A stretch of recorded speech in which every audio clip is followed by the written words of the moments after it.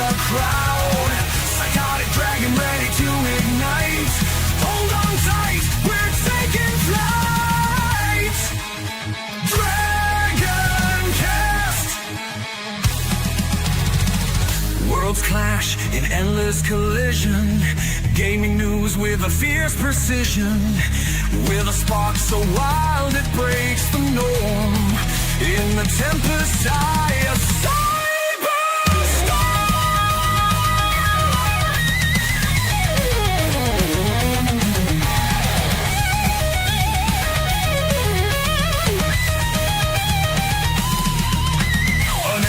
your analyst face the score.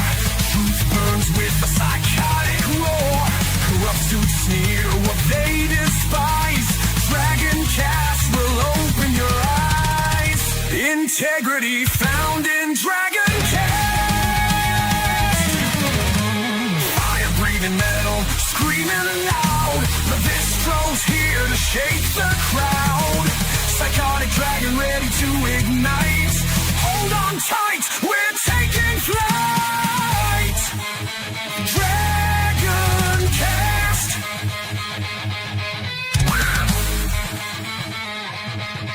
DragonCast.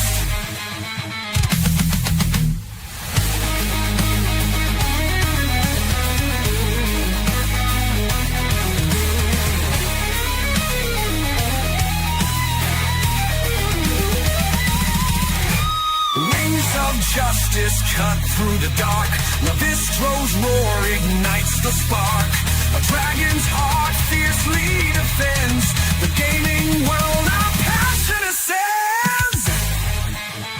This is DragonCast.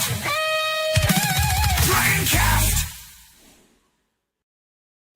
And hello, everybody, and welcome to a Sunday version of DragonCast.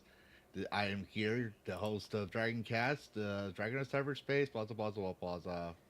I forgot my lines. Anyways, I know we haven't been having a lot of streams this past week. A lot of personal things going on. And then I'm grateful for the reschedule for Sunday because we had a storm on Friday and I was out of power until 6 p.m. So an hour into Dragon Class on Saturdays. So call it luck, whatever. But before we introduce the panelists, I would like to go ahead and say hello to everybody. Valkyria Winner, hello, saying hail all for the time and skull. Cena Herd saying boobs. And as usual, we will address all the super chats towards the end. And I promise I will not use the Dragon Senpai one this time. Aww. This time. Shucks. But okay, all right. So Karrus wants the Dragon Senpai, so we're going to do it. You made it. I know I made it as a joke because it's amazing. Breaking my brain with $100 super chats the moment I got monetized. Anyways, so before we continue with our guests, let's go ahead and say hello to Karrus. Dash is on D&D night tonight, so he won't be here. But Karrus, how's it been going? It is going well. I just got back a little bit ago from my lovely Hotaru and I. We went to Round Table Pizza, which we go to maybe twice a year. And yeah, we just had a nice little lunch date, and it was a really good time. And then we had to do one more stop, and we had to come back here because had DragonCast. But yep, it's been kind of a busy week. We've been moving stuff over to our new place. Yes, Bonzi, welcome to the conversation. Yes, you are wonderful. But yes, I've been boxing stuff up. You mentioned missing some streams. I have not been able to really stream as much as I would wanted. I did my indie game stream I think, what was it, on Sunday or Monday or something like that, and that was a lot of fun. I got to play some new interesting games that I'd never touched before. Yeah, that was interesting. There were some that were really cool, some that just made me say, what? But no, it's been busy. Busy is definitely the word. Work's been ramping up, but so is everything else in life. But life is good. Life is really good. All right. Now, Sheepsidian, or I guess you're saying you're Ghost. I don't have my glasses on. Ghostsidian. Everyone in my circles, or most people in my circles, because I have quite a few circles that intertangle here, no, I'm a mod for Hypnotic, and you're a special guest for Hypnocat, or I should say Saturday Night Hypnosis. I'm more panelist, but yeah. Panelist now. Yeah, his Saturday nights are growing. But welcome. And then we also have HorrorAmorata. I am always hoping I say your name right. You know, I used to watch your streams. Back when you used to stream a lot. And it's like, let me put, this is kind of funny because I have a brain injury. I will say Sheepsidian. I will say it correctly every time. But when I type it out, I type in Sheep is Dan because of my freaking injury. Sounds about right. That whole Family Guy thing. Yeah. But I do recall talking to you a couple of times on Twitter when I used to be Lavistro 84 before Elon Musk thought I was a bot, especially Right. with the UE5 rewrites back a few years back, and I figured you'd be able to help me get the word out. But today, I figured, as I've told you before, and you've probably told Sheepsidian, I like to hear gamer stories about how it affects their lives and, just humanize gamers. So, That's hard. I'm a how have you squid. been doing? I've been good. Just working. Working? Yep, working and lurking, right? So, from this point out, we kind of do things a little differently. You could consider it like a 60 minutes interview or whatever you want to talk about. Like the goal is to bring back gamers and games. That's the focus. Mhm. So, I start off this question, and don't take it personal because I speak for my audience, especially those who click on my thumbnails who might not know. Yes, who I am black.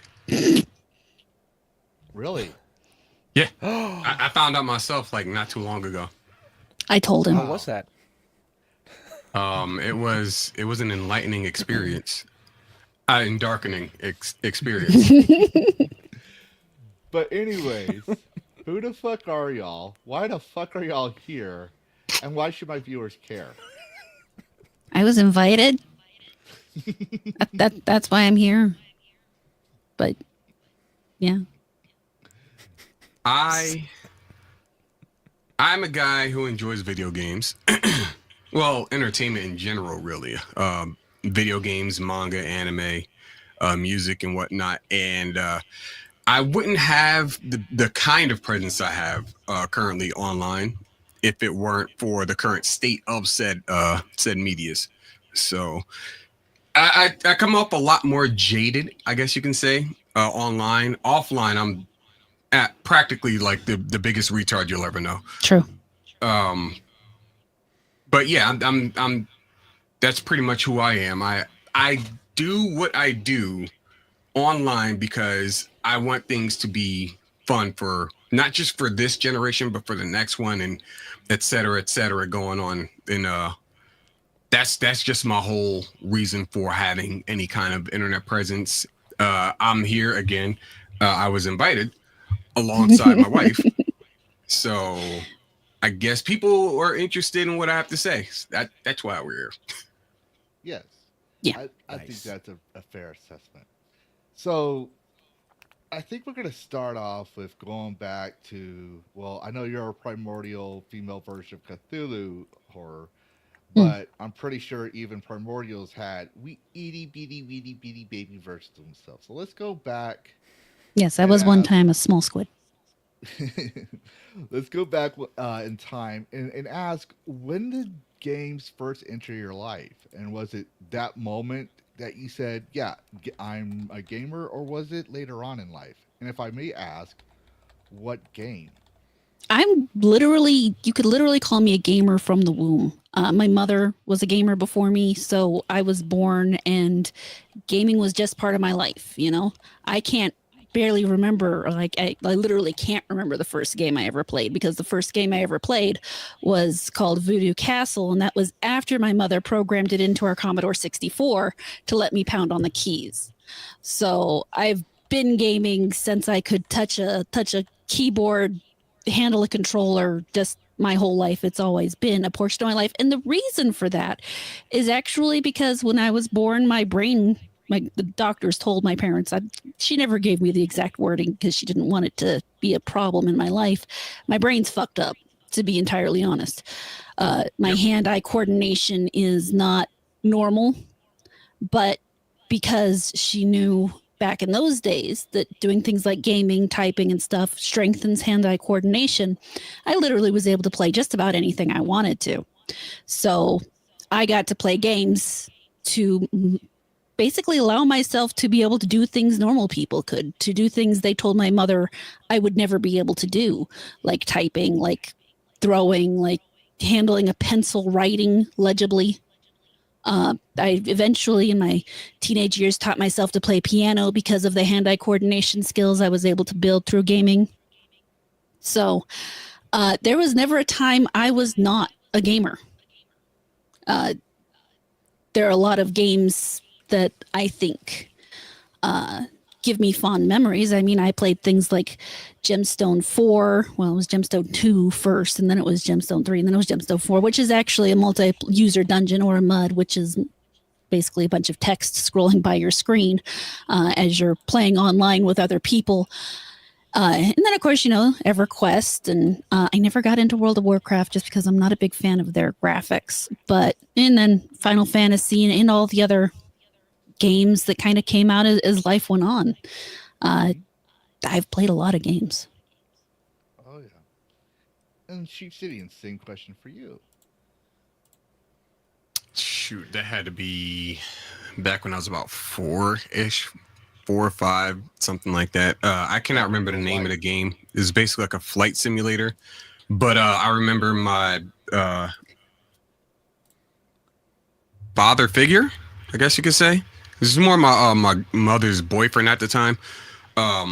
He had a PC, and he like the only like fond memory I remember of that part was him loading like 6 or 7 different floppy disks onto the same PC just to get the game to boot up. Yep. And I watched him play it up for a little bit. It was pretty cool. But as far as my gaming personally, it's been Sega Genesis has been my jam. So a lot of Sonic, a lot of Street Fighter, NBA Jam, Shaq Fu. A lot of those games are a part of my childhood. And we'd always have friends come over and we'd all hang out. And if we're not playing Sega, somebody brought their Super Nintendo over and we play Killer Instinct or something like that. And that just became like a mainstay for a good long while for us. Is friends would come over every weekend. We'd hang out, stay up later than we should, because it's it's not a school night or anything like that. And like I think I've been integrated with video games for, well, I can say at least 3 decades at this point. That's just been my thing. That's awesome. So I got distracted here because my chat seems to. I'm a dragon. I'm attracted to bright, shiny objects, and well, my chat went all that way. But for the chat, don't forget, you don't need to do a super chat to ask a question. We're not big like Geeks and Gamers and all them yet. But so we're gonna put the super chats to the side. So you don't need to do a super chat to ask a question. I will highlight them. But I will say I acknowledge all your super chats, and we'll get them to the end again. Anyways, yeah, I wanted to say I'll give a reveal horror. Back when I was a little dragonling, right? Back when I couldn't even breathe fire and I was just biting things that moved and stealing shiny objects. I actually had a problem in school with socialization, and I did not know until almost 40 years later. Yes, surprise! I'm a really old dragon. That I had something called Asperger's. So I went for my whole life, right? Military, all that stuff, socially awkward, but functioning. And that was Right. because when I was a kid, I would get bullied. Now, mind you, it was not a good idea to bully me because I was a farm boy, which means I was not as soft as a lot of smaller kids. I had to lift hay bales, I had to go feed the hogs, so my physique and my endurance was pretty high for my age group. Plus, I was tall, but I would get bullied and I would get into fights, right? And I would understand, why, I would get trouble. I would come home crying. My shirt, my favorite turtle shirt would be torn up, all that stuff. And my mom, we were poor back then. She saved enough money, put enough money to the side to buy me the brick.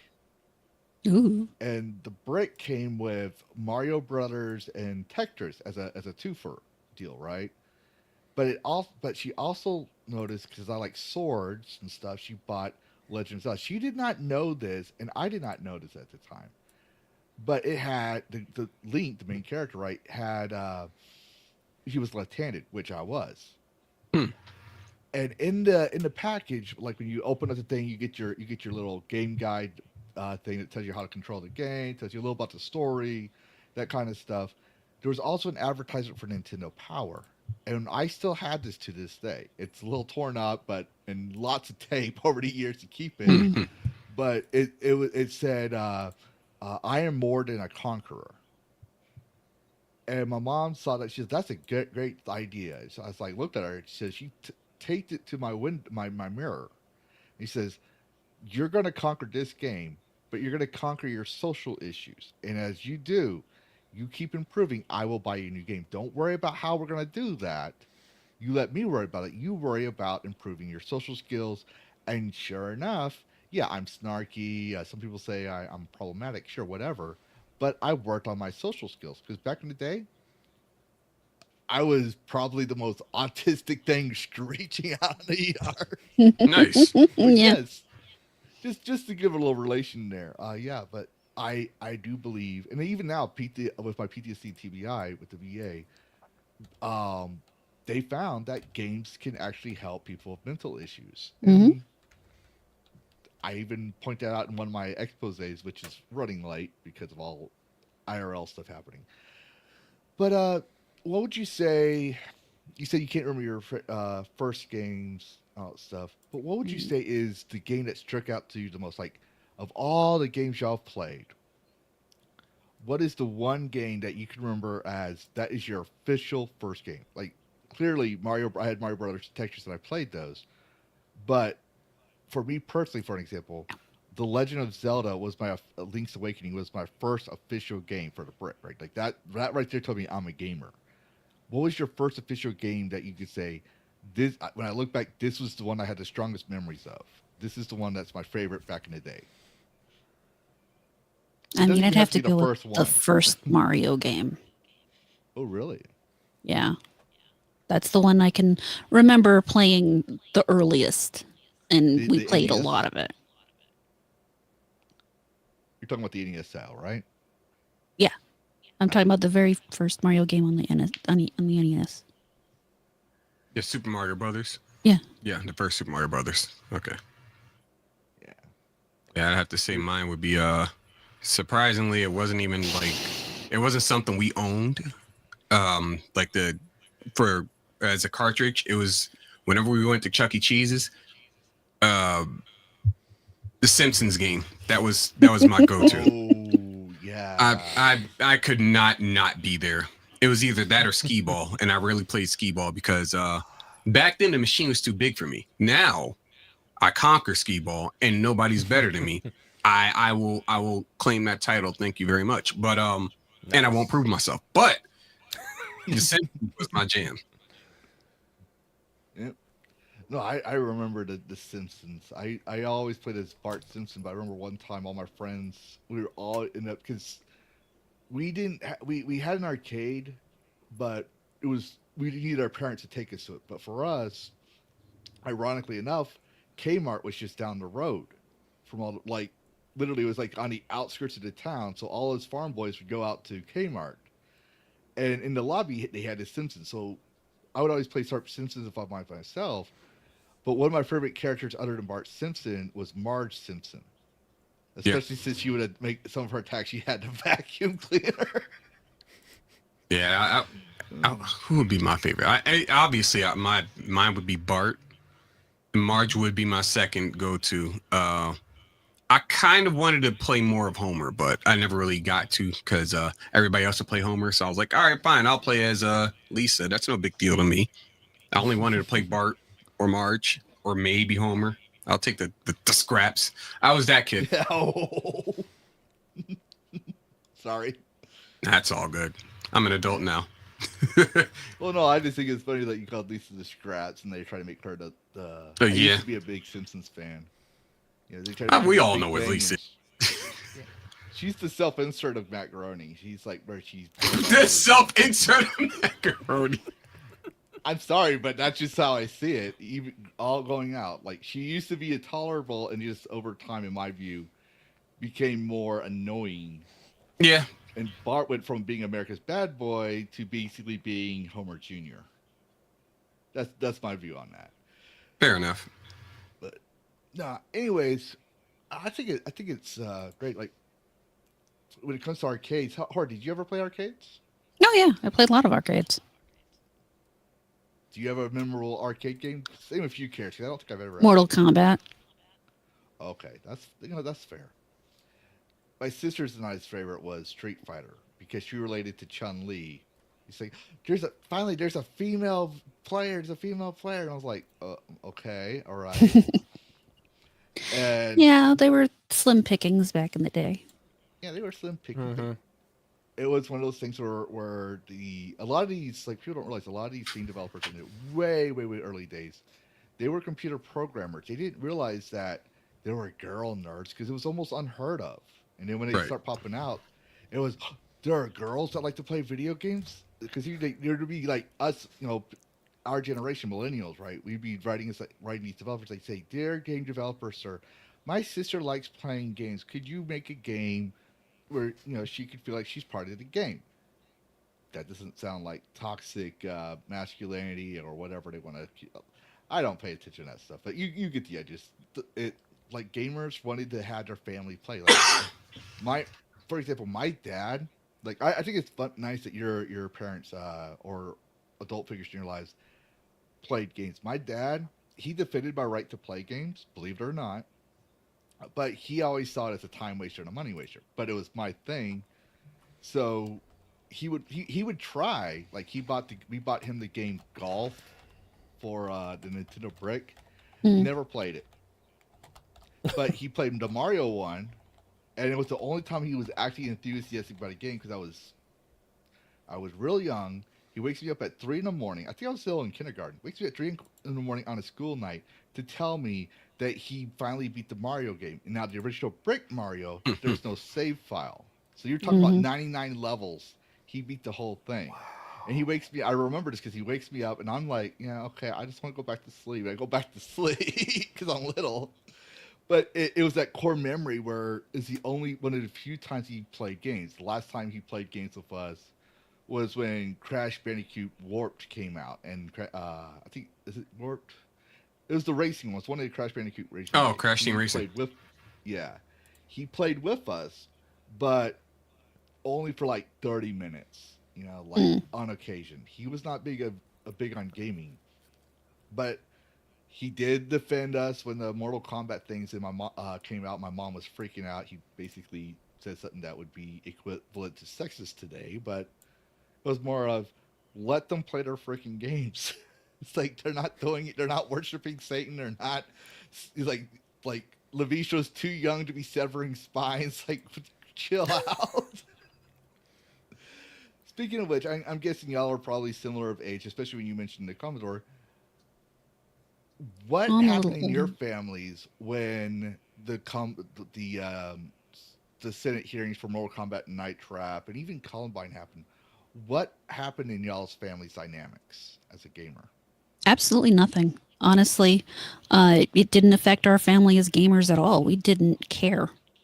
It had nothing to do. My parents, like I said, both of my parents were gamers, so they were well aware of the fact that gaming does not, in fact, cause violence in kids. The only thing that my mother ever was concerned about, and it wasn't games, is she wouldn't let me and my brother watch The Simpsons. because she was concerned that my brother would pick up habits from Bart and exercise them at home. And as a matter of fact, she actually had a couple examples of when he did that. So we were not allowed to watch The Simpsons, but video games, we could play whatever we want, basically, as long as it wasn't, like rated X or something. It just didn't really have any effect. Oh, yeah. I think it's your turn, honey. Oh, sorry. No, well, my parents bought all of our games. I'm trying to think of well, no, it wasn't until I actually started earning my own money that my mother stopped buying us games, and if there were any games she bought, they were for her. But we still played them regardless because that's just who we are as a family. No, I do remember one fond memory that always makes me laugh is my mother flipping out on us asking where her Rumble in the Bronx game was. And me being the kind of individual that I am, Rumble in the Bronx is not related to any of the games that we know of. It was like, don't know what you're talking about. And she started naming off the it was basically Def Jam Vendetta. And it was a game. She was like, the fighting game with all the rappers and stuff. Ma, that's Def Jam. That's not Rumble in the Bronx. That's different. This is boxing, and this is fictional street fighting with rappers.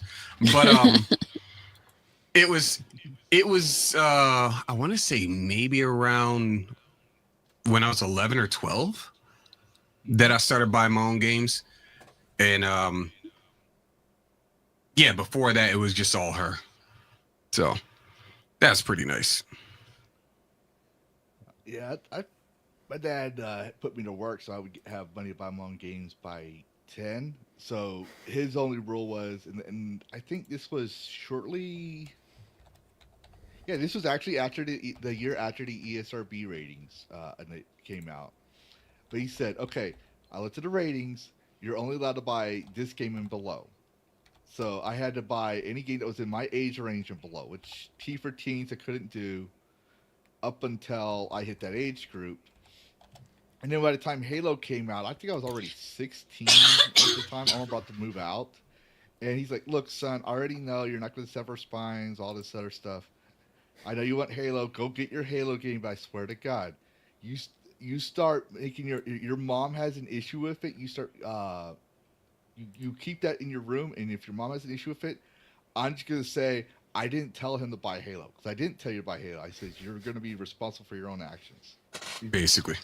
And that's exactly how it was. I bought the Halo game, and, it was, like, a lot of fun. But for the most part, my mom she didn't hate games. She encouraged it. But it was like when those Moral Panics comes out, she was very Susceptible. Yes, thank you. To it. Well, my dad, being the caveman, he's like, woman, I watch Conan the Barbarian. I watch a lot of movies with blood, tits, and ass. And sometimes I'd watch him with him because he doesn't want to, watch me go play outside because it's too hot or whatever, and he's watching his movies. So all he would do is just cover my eyes. I'd hear everything, but he'd cover my eyes.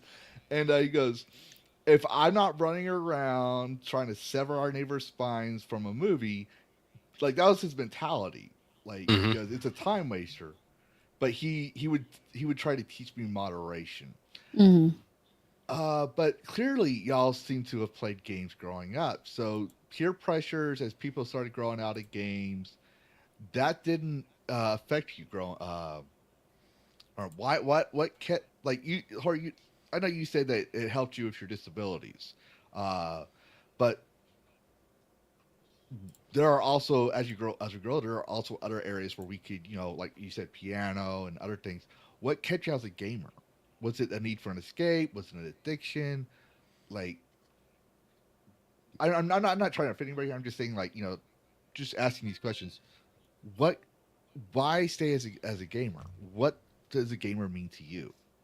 I mean, it's basically the same reason I still read. It's relaxing period of time that I do something that I enjoy doing. Oftentimes it might be a game with a puzzle component because my brain wants a challenge, or it might be a game with a building component because I want to create something. It's kind of just another release for my various creative or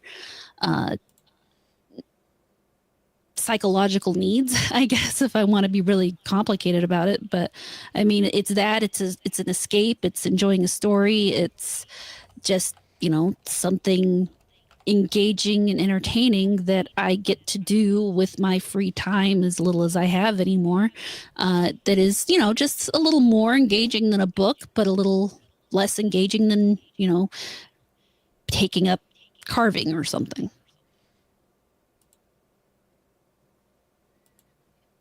I'm done. Okay. Totally an addiction for me. That's a definite, because there are a lot of things that I could be doing, and then I go, oh, I want to play this game, because that's just the way I function for some reason. Then his wife gets mad at him because he didn't do something. Like, I can go read books, which I do. I have plenty of manga, and also text-based books. I could draw. I could play bass. I can do some music stuff. There are plenty of things I could do, but then I just pick up a controller and I'm like, yep, I'll be here for a little bit. Unabashedly, so I might add. Sometimes I believe people... Go ahead, Karrus. I'm sorry. I'm curious, what is your preferred DAW? I prefer what now? Your DAW? Like, what music production, do you have one of preference? Got you. I didn't know the term. I use FL Studio. Ah, nice. Yeah, I've been using that since like 2008, so a little while. Ooh. Very nice. Yeah, I want to clarify.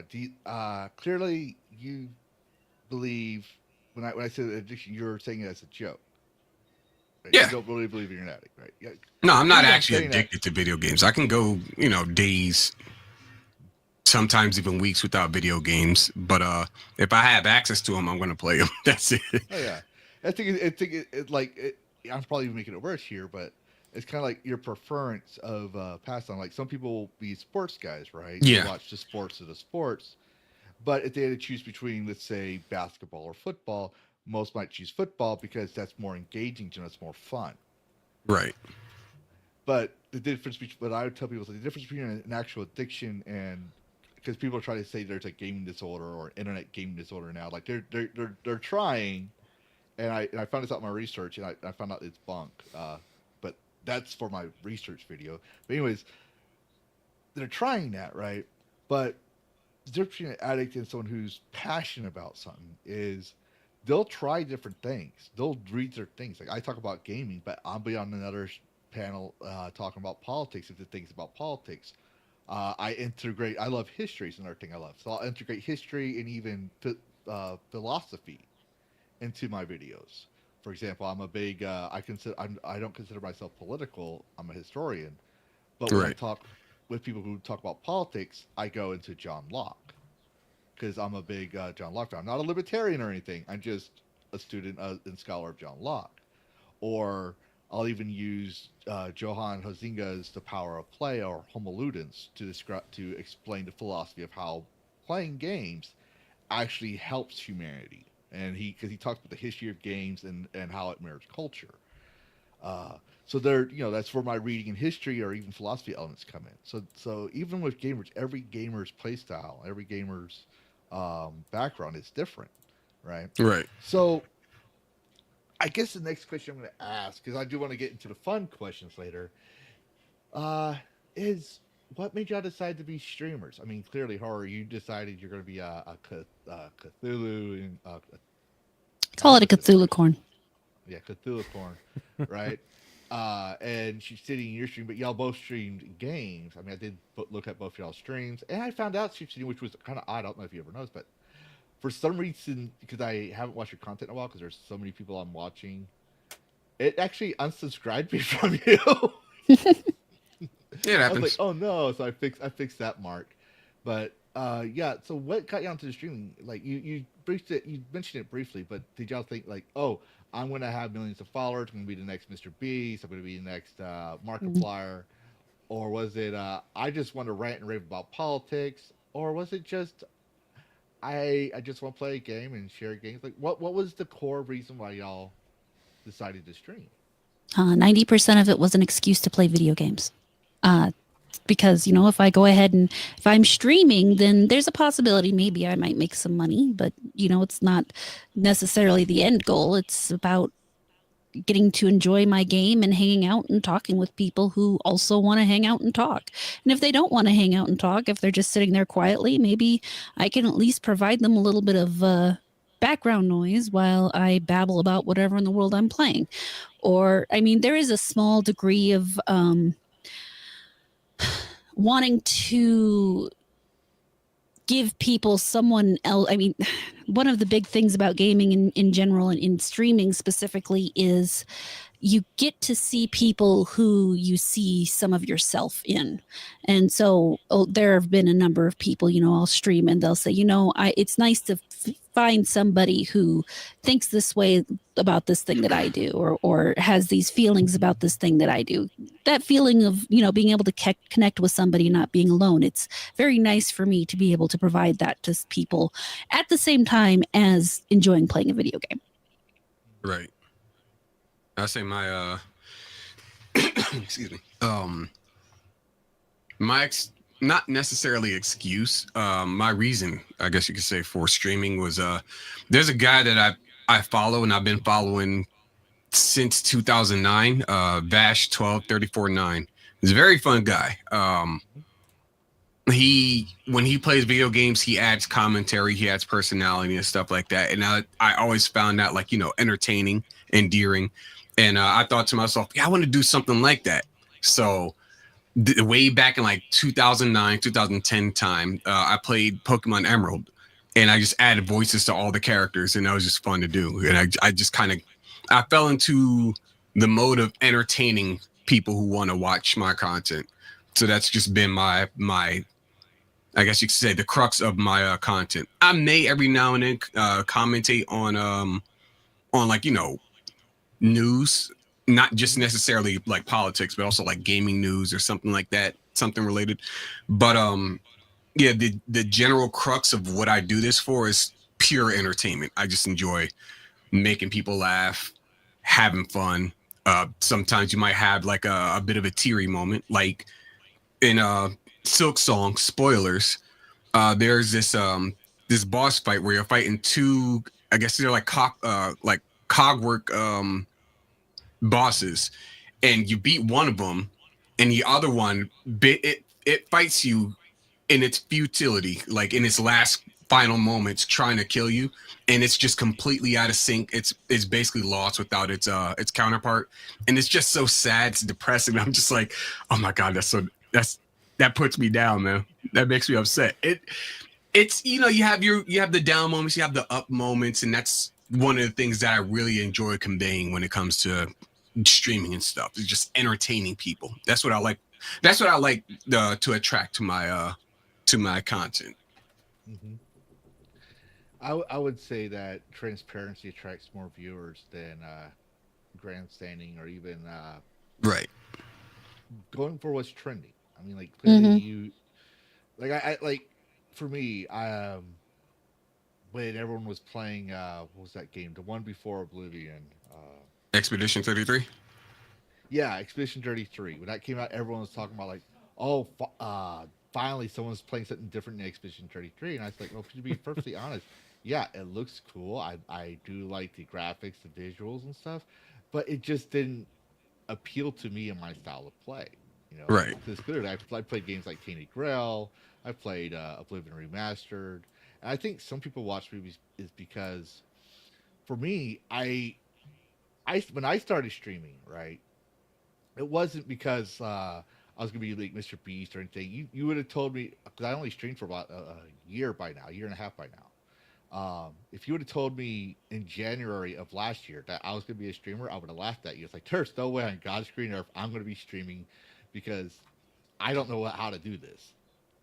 But all it took was for someone in Hypnotic's chat to comment there's no good games, and I was just starting to get into this game called Enshrouded, which, if you know me, which most of Hypnotic's earlier viewers do, when you set me off, I'm like Donald Duck. I just go all over the place. So I was like, oh yeah, you think it's like, I didn't say it on the chat, but I was just like, because I'm still a mod, I have to, Right.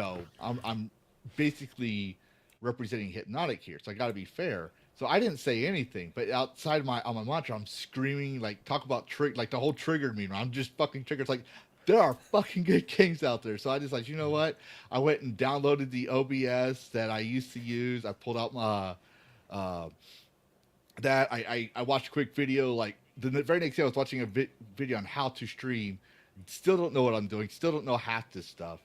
Right. Didn't want to show my face because I have a kid and I wanted to keep my alias. So I had made a dragon GIF file similar to this one to start out with, and just to show that there were good games. I was showcasing Enshrouded. I streamed it, shared it on Hypno's profile. I even told Hypno one day, was like, "Who should we stream?" And they're like, I said, "Oh, I sent him $100 super chat, just cause I wanted to fucking catch his attention for a bright shiny thing." I said, "Yeah, I'm streaming right now." Sent them there. People were watching it. People subscribed. I didn't expect people to subscribe. And then when I was bored of Enshrouded a month or two later, and I was playing Phasmophobia with some guys, I was shutting down my stream. So people were like, "Hey, Lavistro, are you going to stream another game again?" What? It's like, do you have another game? Like, people were asking me for more games. And then later on was, what's your take on this? What's your take on that? And I don't cover the culture war a lot per se. I might cover it once or twice if it's in relevant gaming. But I'll look for other news like, hey, did you know the VA found out that video games help veterans with PTSD? I should know because I'm a therapist. I'm not a therapist. My therapy is games, literally. Like, I don't just say my therapy is games. It's literally my therapy. So I started doing that, and now we're here. That's where we are today. I was like, well, I shared my story, right? And people found out that, yeah, I'm a snarky asshole, but they realized, oh, that's just his character. He's not trying to be morally superior. That's just how he talks.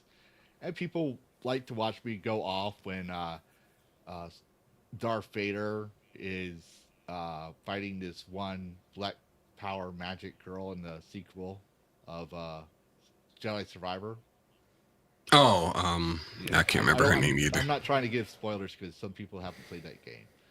But like, they would see me go off on that, or they would ask me, like, they see me play this other game, like, because I used to do game design. Like, what do you think about this? And I would talk about the theories of games and like player character relationship.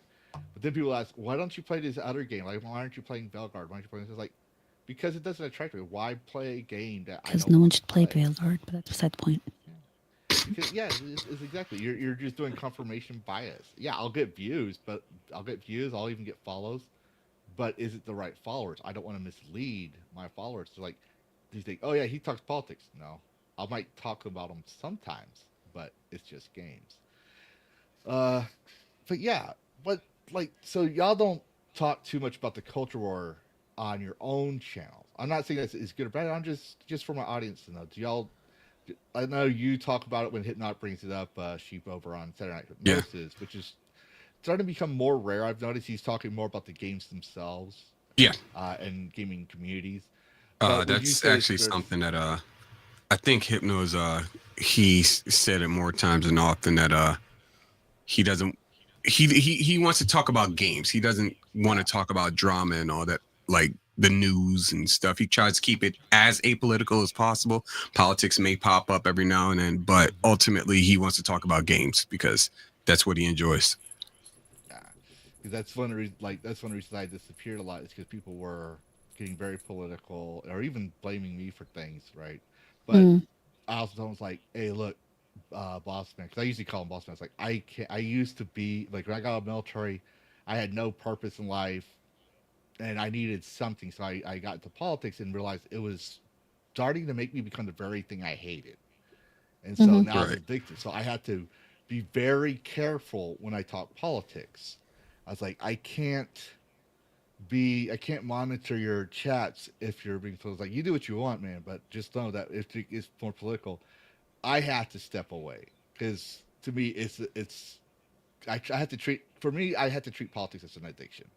But I've also noticed like back when I started my first interview, Yugen Lord also mentioned he was tired of the culture war and he wanted to focus on just games. And we're starting to see that. Do you believe that what we're seeing is a return to gaming as a focus, especially in the content creator circles? Uh, yes and no.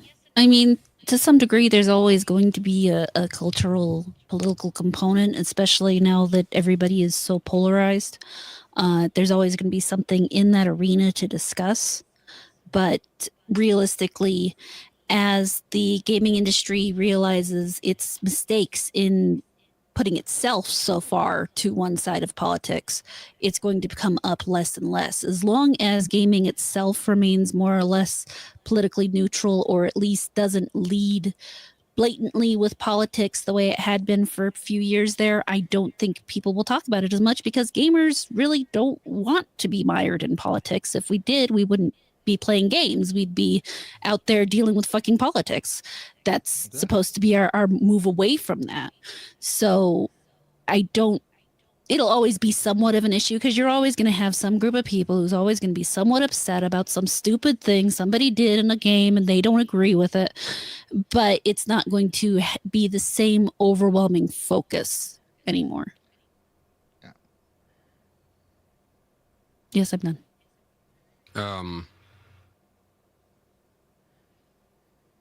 I don't necessarily. Well, I mean, I think a lot of people. I wouldn't even say they're really fair weather, but the people who don't really want to have as much of a spotlight on them, who are the gamers, they're the ones that are going, you know what? This culture war thing is kind of stupid. I just want to play games that I enjoy. And the games they enjoy may be games such as Pokemon ZA. For example, that game does not look good. Everything that I've seen about it, as far as actual technicality of it, not appealing at all. Like, it's supposed to be based on a rank system where they skip half of the ranks just for story purposes, and it all sounds bad. But there are people out there who enjoy it. I'm not going to tell those people that they're stupid. I'm just saying that, like, you know, if you happen to get another game that does this or less, it's what you paid for. Ultimately, I don't think this whole culture war thing is perpetuated by actual gamers. I think it's perpetuated by people who want to make things as political as possible. They want to make things as morally appealing to who they are as individuals. And they're showing their true colors in real time. There are some people out there, and I won't throw names out. I do know a lot, but I just choose not to say anything because I ultimately don't care if they have their agendas, because their agendas won't affect what I preach and what I talk about, which is just enjoy your games. If it's something I don't want, I will speak out about it. But overall, I've never tried to be a part of this culture war thing.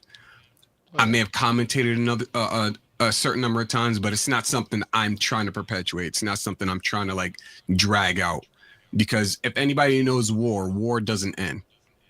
And I would very much prefer to enjoy, you know, playing video games that I'm actually interested in.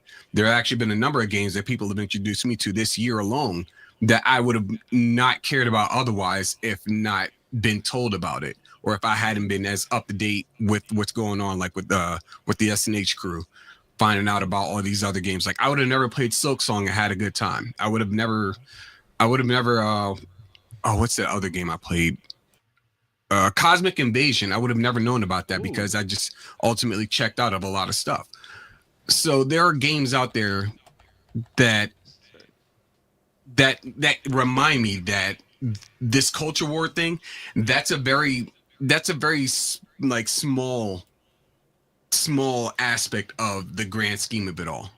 Yeah. So I think it's not on its way out, but it's it's filing itself into the relevancy cabinet. Yeah. Mm. I think that's the best way of putting it. Because like when I started streaming, I did try to do the whole culture war thing, just like I did try to do the whole raise this much money to go thing. It just didn't feel like me. Like it felt like it cheapened who I was. I mean, there are people out there who can talk politics. More power to you. Please keep it at the door. Like because I always tell people it's like gamers were always apolitical. Yes, we have our um, beliefs. Like I would assume you Right. and horror are probably more libertarian in your ideals, Hmm. right? Whereas me, I'm more classic liberal. And there are people who are more Republican and Democrat, right? Back in the day, and I even wiped this out with a story of mine from the war because yeah, surprised I was a veteran. I remember going into a USO tent on a main camp where the Iraqi soldiers could go into the USO because it was a rec tent owned by a charity organization that helps soldiers, and saw an Iraqi and a U.S. soldier sitting down together, both sergeants in their rank, playing Call of Duty Modern Warfare 2, where just a couple years earlier, under the orders of their superiors, they would have been fighting a war. I'm trying to be very careful with the YouTube terms of service here. So I always There tell was- people like games unite us. Like it's kind of like the Olympics and the Greeks back in the day. I think it might actually be a little I would say simpler than that. It's just that we're all, it's going to sound very very gay, but we're all humans. And when the soldiers on the front line realize that the other side are they're just as tired and exhausted as they are, they want to go home, they want to see their families and stuff like that, that human aspect starts to show itself a lot more. And it's like, empathy shows, sympathy shows. I'm forgetting, Count Dankula did a video on it, one of the moments in history where where war stopped for like a day or 2 days. It was during like Christmas, people couldn't go home and stuff like that. Truce in World War Mhm. One. Yes, that right there, the Christmas truce. It was one of those. It was one of the videos that was just like, or a piece of history that was just like, yeah, this is who we are. Ultimately, is that we're fighting causes for people who won't see each other otherwise. Like they probably do sit down and break bread, and that's primarily because they have their own ulterior motives. But the folks on the front line are the ones that are suffering the most because those are sons, daughters, fathers, mothers, children, grandparents who won't get to see their family. And a lot of people sit there and they just go, you know what? I can't rightly do this to somebody else. I can't take somebody from someone else's family. Yeah, and the thing is we kind of, speaking as a former soldier, we kind of had to. It's the there are people who do unspeakable horrors, even in war, on both sides. I will admit that, right? But some people are actually true believers in the cause or this or that, so they'll fight. And then you got the people that just, like me, honestly, I saw my buddies coming home in handbags, and I was like, well, I got to do my part, plus for me, I wanted to have an out. I needed to get out of the farmlands area. I wanted to do something with my life, and I just didn't know how to get out of it because all my friends were doing drugs. Now I'm not talking about soft core things. I'm talking about like shooting shit up. Let's just put it that way. In the farmlands, and I'm like, yeah, I need to get out of here because this could be my future. Traded one horror for another, but at the same time, I kind of knew not everybody that was fighting against me was bad. He's probably the same way too. It just became more of a confirmation, if you will, once I saw that. And yeah, I think you're right, because what you're talking about is literally Homo ludens, humans of play. It's literally a philosophy that came up by Johann Huizinga. I should send Horror that link to that book. It's a great book. Definitely should read. Must read. Because there are people who expand on it later as a philosophy regarding human culture. As one guy puts it, games are the mirror of the human condition. So what you put into that game is reflected back onto you, which is a very powerful statement. But anyways, I also want to point out, yeah, I also agree that culture war is dying. I think when we separate those things, right? Like there's always gonna be this one thing that's gonna divide us. It's gonna divide us as millennials. It's gonna divide us as Generation Xers, and sadly, it's gonna divide Gen Zers and Gen A'ers, like my son. And it's one question that will always remain forever in the gaming sphere: which is better, Sonic or Mario? Sonic. I don't care. It's Sonic. And that was HorrorAmorata, everybody. Thank you very much, because Sonic is superior to Mario. Yeah, I have no opinion. No, but I remember I always try to bring that up because it's like that. We do ask questions here, but I always try to add some humor. Right. And that's one of my favorite jokes that people seem to just love is when I just Mario or Sonic. When someone gets the wrong answer, I'm like, okay, here's where I get to just take it out on everybody that was pro Mario. It's being real. There's so much more lore to Sonic than there is to Mario at this point. And it's only in 2 games alone, they gave you more lore than you get from like the entirety of Mario. Plus, Yeah. Sonic was a pop culture Adventure and icon Adventure for 2. kids back in the 90s.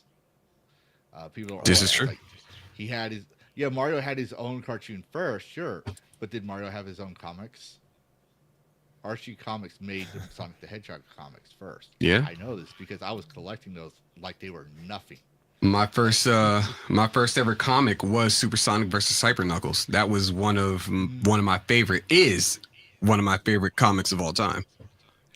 I still had the one, and it's at my parents' house. Because my sister's got a hold of half my comics. I still have the very first, because it started off as a mini series 0, 1, 2, and I think 3. I think it was episode 0, 1, 2. It's usually how they do it, and then they added a 4th one, which will be 3. But people loved them so much they just kept it going until I forget who bought them out. But anyways, I had the one issue where they point out that Robotnik is dead. It's like you see Robotnik's body on the ground. It was a cover art.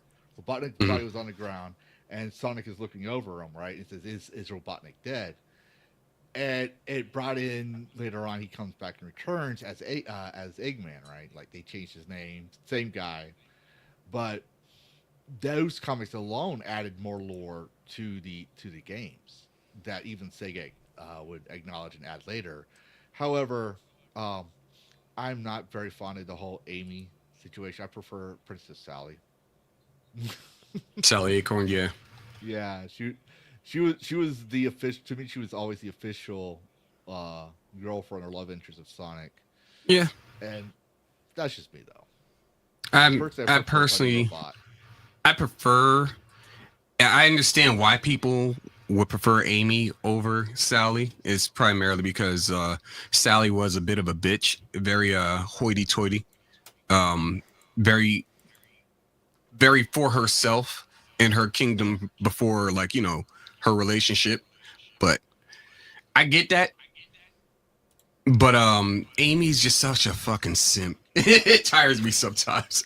Like, she's got some backstory too, but Amy's such a simp for Sonic. It gets in the way sometimes. Yeah, it really does. Where Sally kind of keeps him in check at times. Like Sonic will keep Sally in check at times and remind her of something, and she'll keep. They kept each other in check. Where I told people, it's like you do realize Sally's main priority is because she's royal blood. She's not like a commoner that wants to fight for freedom. She's royal blood. She has her duty and responsibility to her people. Right. That comes first.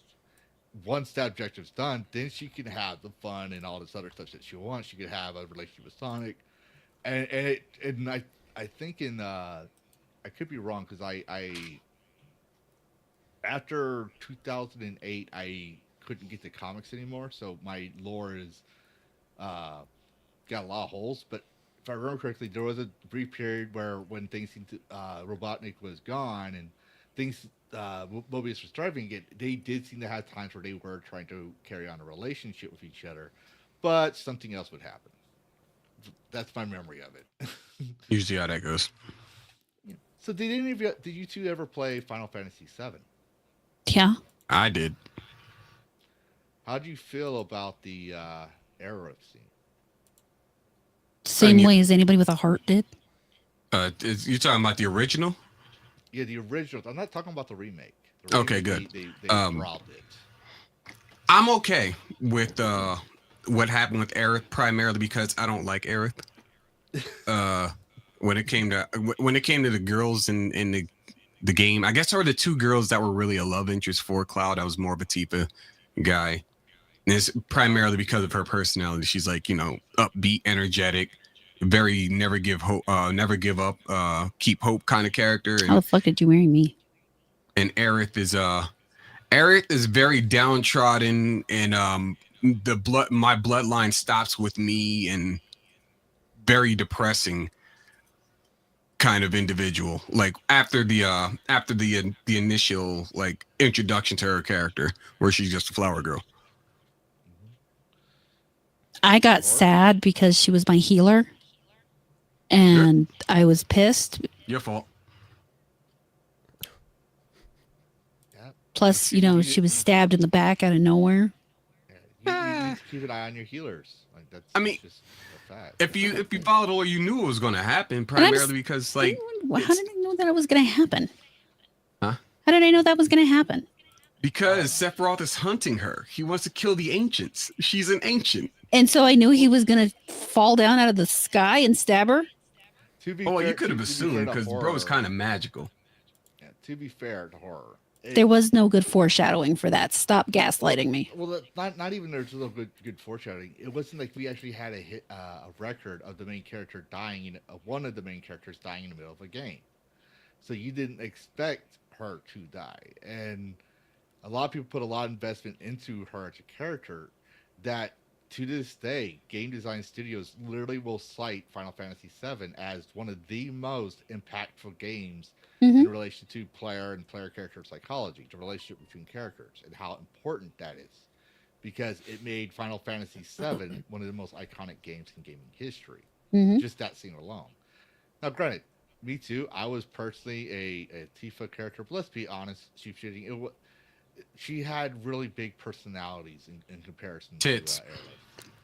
But I'm not sure why liking Tifa over Aerith has to do with the fact that she got murdered out of nowhere. You can Tifa better, but that doesn't make Aerith's death less sad. No, I'm just saying let's be honest, the real reason why we were fans of Tifa, most of us, especially since we were teenagers, and teenagers are just a whole bunch of emotions and hormones running all over the place. The reason we liked Tifa was because of the boobs. Men like to point to the boobs, yes. I mean, Aerith, if Tifa died, I would have gotten over it a lot slower than I would have gotten over Aerith because I like Tifa more. Yeah, because they're something that. Yeah, where I am, like I'm the kind of person I don't like to dwell on like a lot of those plot beats. For example, Tucker's experiment with his daughter and his dog and Fullmetal Alchemist. Every time that meme pops up, people go, oh, and I just go, because it's something that happened, but it's not something that just sticks with me. That it's like it traumatizes me. It is what it is. I like when the stories unfold in a way that make you go, oh, okay. Where is this going to go? Some people just like reliving that first emotion, though. How does this? But like my thing is like sometimes the spoiler can be the reaction, right? Like somebody's death, even if you can foresee someone's death happening, the spoiler is more of like, how does this affect Cloud? What happens with Barrett? What does Sephiroth do now? What's his goal? Like that becomes like, a more of an interesting thing. How does the story unfold from here? Yeah. But that has nothing to do with the feeling, with your emotion at the time it happens. Yeah. And that's the thing is that they with every game, even going back to Pac-Man, you have to have some sort of relation between the character and the player for them to keep continuing on with the game. If you do it, like let's not to get into the culture war too much, but let's go look at modern games today for the more modern audiences. And they'll have these characters that are self-inserts that the players just can't relate to. They just stop mid-game or they push themselves through it. It's no longer fun. It's a chore, right? compared to like some people really loved Eris. Some people believe she was very wholesome. Like, yeah, she was downtrodden. They could help fix her and this and that. Like the whole I can fix her relationship, right? Because of her Pretty much. dialogue, and you put so much investment into that character. Some, like HorrorAmorata mentioned, there goes my freaking healer. Now what? Like now you're outraged that you just invested all this time and energy into this one character because Should have made Barrett the tank healer. Yeah, should have, but some people don't Oh, think why about would, that. never know. I'm not going to say that here. But the point is, it's like in the reason I was asking is like everybody has a character that they, and this just has to be Final Fantasy, right? Everyone has a character that they invest time in. Everyone has a character that they, like for me, you kill Link. Like when they switched Link's from being a southpaw to a righty. I was really upset. Yes, I understood the whole Wii thing. I was like, then why did you bring him back after the Wii? I was like, people want to talk about how certain minorities are underrepresented, right? But they don't talk about the left-handed gamers. There's no left-handed game control. There's no left-handed character. We don't get that. And it's not, and the thing is left-handed players like myself, we won't complain about that too much. Because we understand the majority of the world is right-handed. Like, that's just how it is. That's just the nature of things working. When you design things, you don't think about, is this character right-handed or left-handed? You think about, what's this character going to be like? This, that. You don't think about those smaller details. So sometimes, I will say that it's fair to argue, sometimes you do end up putting your own self-inserts. Like, for example, I'm not talking about, like, your own politics. I'm talking about, like, is he right-handed or left-handed? Based on your character design is based on you as a person. When you're drawing it, you don't instinctively realize that you're drawing it left hand or right because you're always drawing or writing with your left or right hand. Like most of my characters, when I used to draw before I had problems, even though it was canonically wrong. Like for example, what was that one? What? Just imagine any character I probably would have drawn because I used to draw.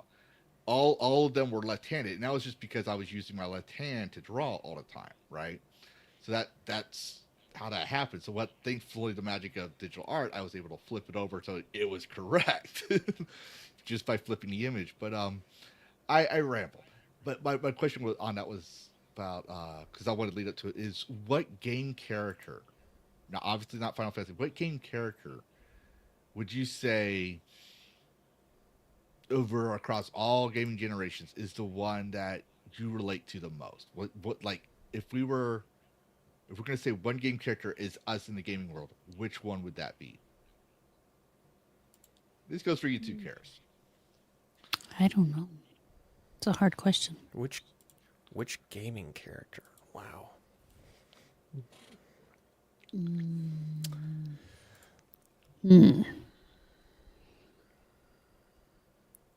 Is this somebody's specific? If you have an answer, you go ahead because I don't have one. Oh, okay. Link. It clearly just changes a lot. So it's just usually there's not to get too technical on it, but people say that usually the first one on top of your head is usually the closest answer. It's Link for me. That's it's cool. Always been Link. Because I have no answer in my head. My head just goes. My answer has always been Link, primarily because I read the manga as well as play the video games, and I've always been a fan of characters who. I mean, there are obviously redemption characters who I like seeing a good redemption arc, but I love characters who are basically stoic in the face of adversity. The ones who persevere through it all, basically. Like Link basically fights the entire evil forces of Ganondorf at every turn, or it'd be Vati or it'd be someone else. Girahim and Demise or something to that degree. And I've always been a fan of he's just that one hero who's like there are heroes on the front line, but he's the one that has to get the job done. And I've always been a fan of him as that kind of individual personally. So he's like whenever someone says a character you can relate to, he's the first one that pops up in my head all the time. Yeah, I still got nothing. Nah, that's fine. I had to think on this one because I I can see the a smoke coming instinctual out of one your was ears. actually Run. The instinctual character I thought was wrong. It was Ezio, but then I thought I haven't Auditoria. had Ezio's. I haven't had his like life experience dramatically as he has. I would say Kyle Katarn Oh would wow. be more. Oh wow. Yeah, Kyle's been burned it throughout his life in his like experiences, and I've been burned enough times to where I'm a little more reserved, like Kyle. I was brash in my youth, but over time and through my experience, I'm more reserved, but I also can anticipate things a little bit better, so I don't jump instinctually. I don't have the knee jerk reaction as much Right. as Kyle. Like you see him grow throughout the series. It's like I probably lean more towards Kyle because he was former Imperial and then he went in a different direction, and then I mean, I'm not a Jedi, but Kyle is. But I'd like to think I have some sort of wisdom that Kyle has grown over the years and in choosing better sides than what he went with back in his youth. So that would be my choice. I'm going to go with the dog from Duck Hunt because I'm constantly laughing at other people's mistakes. That's it. That's a perfect one. That dog. Man, that dog Yep. picked me up so many times. I understand where that dog's coming from, and I can understand why people hate him at the same time. So yeah, I'm gonna go with the dog from Duck Hunt. I would say for me, when I was still in the military, Sergeant Johnson from Halo was my Oh, go-to. Johnson. And it wasn't because I was like a big sergeant major or anything. It was just that was just my attitude to everything. Everything and anything in general, from my soldiers to. I guarantee you, if I was still in the army, I'd probably be chattered out by the modern army that was sexist or racist or something. Because I would say half the stuff in there. I like, for example, just to give you an idea, that's kind of safe these days.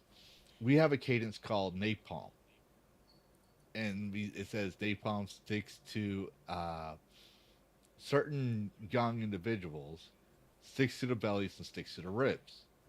And that was one of my favorite cadences because of how fucked up it was, and I had a fucked up sense of humor after getting blown up. I got in trouble for that, but I would sing that a lot. And then I would also, when people would talk about how I don't know they don't know their history because they were from the hood, or they were they grew up poor, or just something like not. I'm not talking about just trying to generalize any certain race or gender, like just overall, like people didn't make these excuses. And I was like, okay, because my job is to make sure they see themselves as one gender and one color, which is green army. You're green. You're not white, black, Mexican, or Jew. And because we started having females coming into support roles, because we were a combat arms, it used to be that actual combat units had no females in the support element. So no female mechanic, no female office worker, it was all male. Because Right. of how often we had to go into the field. So when they started coming in, it was the difficult part as a corporal for me to be like, okay, how do I teach this to someone that doesn't understand? Like I may have my own personal views, but I swore an oath to, I have to be professional, I have to be a soldier. So how do I deal with this? So I said, okay, green soldier. That's what our sergeant major said to see it as. So that's what we see it as. And so I would say a lot of sexist, racist things, because there were women that would say, I can't go under the Humvee because I'll get my uniform dirty. And so I would say something sexist about it. I'll say, I'll give, like, just for example, like, tame. Oh, I'll give you something dirty to complain about. Or Yeah, I'd have basically. a soldier who was black. He said, you don't understand. I went for all this. It's like, oh, you want racism and bigotry. I'm a farm boy. I got a lot of racism and bigotries for you if you don't go do that job. Like, no, just something like that. Which, these same people eventually over time they learned, okay, he's not racist or bigotry. He's doing his job, because at the same time, when we when push came to shove and there was actual racism, actual toxicity going on with my soldiers, I would protect my soldiers regardless of what, race creed, because I'm leading by example. But would you say, when it comes to the gaming sphere, because obviously Sheepsidian, you're black, you said that before, you were surprised about it, but What? Yeah, you said you were surprised about it. You said you were He's surprised. black, You were black. apparently. What? Yeah. Why didn't you tell me you were black, honey? Because I didn't know I was black. Fuck. That changes everything. Would you say growing up, because you're man, you're a woman, right? Would you say you felt a lot of toxicity growing up with other gamers? Absolutely not. I mean, I understand that because of the way I was raised and the person who raised me specifically, when it came to that kind of thing, I probably came at it with a different mindset than a lot of other women. Someone starts giving me shit, I give you shit right back. And especially when you're in a male dominated space, more often than not, that gets you the respect and space you need to do whatever. Now, were there times where people did things for me specifically because I'm female? Yeah, there were. But overall, I never liked that because, for one, I may be female, but fuck, I can do this myself, so fuck off. And for two, I don't like taking advantage of people. So to have someone try to give me something based solely on my gender was not something I was ever really going to let fly. And I mean, that is something you run into, especially. I remember playing MMOs growing up and guys pretending. I mean, the reason it's guy in real life. You playing a girl online, you're a guy in real life. And that's because so many guys would play a female character in these games to get stuff from other men and then transfer it to their own character. Mm-hmm. And they did that so much worse. You would have actual females play the game and then they would get into these guilds and the whole thing would go down in flames from drama because another girl joined and that first girl who was in there just couldn't deal with it. That's the kind, I mean, honestly, when it comes to online, when it comes to gaming in general, I've faced far more issues from other women than I ever faced from men. I can deal with men because I know how they think. I know what they want to do with their gaming time. I know what I want to do with my gaming time. And if they want to go be retarded, I can just go somewhere else. It's really that simple. And so I guess I never really, when other women complain about it, I don't understand. I can't relate to that because I have other things to do. Yeah. I think I could agree with that. What about you, Sheepsidian? Oh, Keep well, in mind, as a person of color, you speak for all persons of colors. No pressure. No pressure at all. No, it's funny because I didn't experience any of this racism, as it's called. I mean, if I did, the worst that I heard was, "You don't sound like a black man." I can't. The most what you want me to talk like this? Then what do you want from me? So like I'm just gonna more ebonics, honey. More ebonics. Like the best I can do is change my voice. I'm not gonna do that because that's not me naturally. I'm gonna give you the natural me. So, that's the worst I face. Otherwise, it's just been business as usual, barbershop talk, garage talk, just guys being guys, shit talking and whatnot. So and of course there'd be as we call them, a femoid. A femoid would show up and they'd request some assistance or a carry or something like that, and dudes just simp out. Now, me, I was always under equipped for a lot of these things, and that was by design. But I would never help them out because there wasn't shit I can do that they already didn't have. They'd be like level 14, like for example, RuneScape, be level 14 and have like levels 50, 60 equipment. I'm over here like, well, I mean, that's fine. I work for my stuff though. Yeah. I always told people, it's like, no one helped me out in games. So, you want to, I was like, I'm an equal opportunity gamer. Right. You want equality as men? Well, there you go. I'm not giving you shit, but I'm going to take advantage of you and defeat your character and loot your corpse, because, well, that's what people did to me. Now, clearly, I don't play a lot of PvPs, but right. When women did ask me about that, I would say. But what I wanted to ask Sheepsidian, because it's something that you were saying, and you can answer this as well, Horror, when it comes to women. Are you saying you never heard racial slurs towards you in these chat rooms back in the day? Or are you saying context matters? Like no one dropped, like for example, no one dropped the N bomb on you. Well, if anybody ever hit me with the N bomb, it used to be the soft A, which means they were memeing, or if that I never got hit with the hard R, excuse me. Never got hit with the hard R. I mean, I'd be lying if I wasn't told to get back in the kitchen and make a sandwich or something, but my response always was, yeah, that's where they keep the poisons. I'll be right there. Or, fuck me, no thanks, I have a headache. Something like that, it was, even when it's like, that's what she said, yeah, it is what she said. I just said it. Mm-hmm. So. I've actually heard a new counter for that. It was like a YouTube short. Someone threw out to some woman who was gaming, honey, get back in the kitchen. And she clapped back with, get the fuck back in the shop and change my tires, bitch. Yeah, So, that kind something of thing. like that.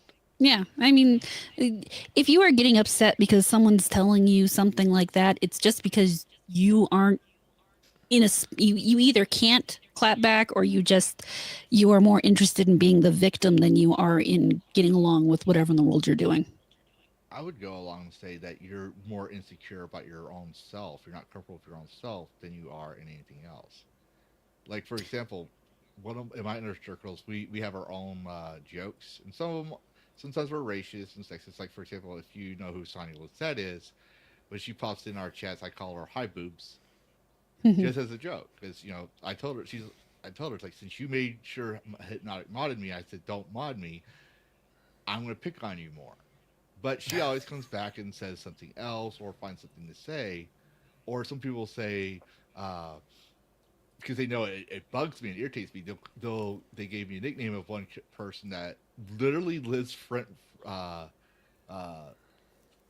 says that we live in his head. Yeah, I'm just a small channel, and yet we already have some rivalry going on, which I don't think about it. But someone told me about like this guy said that we live free, or he lives free in our heads, but since we don't even think about him, and someone just found out he was saying this, it's kind of the reverse, but. Yeah. Because of his personality and I don't mix, people actually nickname me as this guy Junior. I was like, oh, don't you dare. Chat, if you know who I'm talking about, don't mention the name.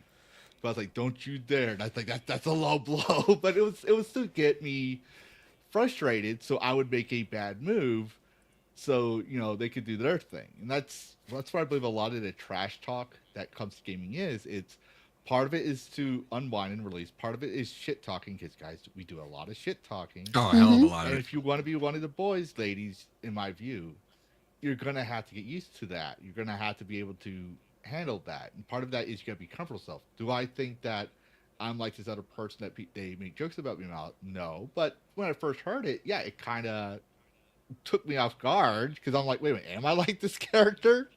But then I was like, they're shit talking. So then I was like, okay. Then I'm going to talk to Shitcock back. Like, I'll call, for example, the Goon Room, if you know of him. I call him our group's, and I keep saying this wrong, Sundere. Tsundere, yeah. Yeah, Sundere, yeah.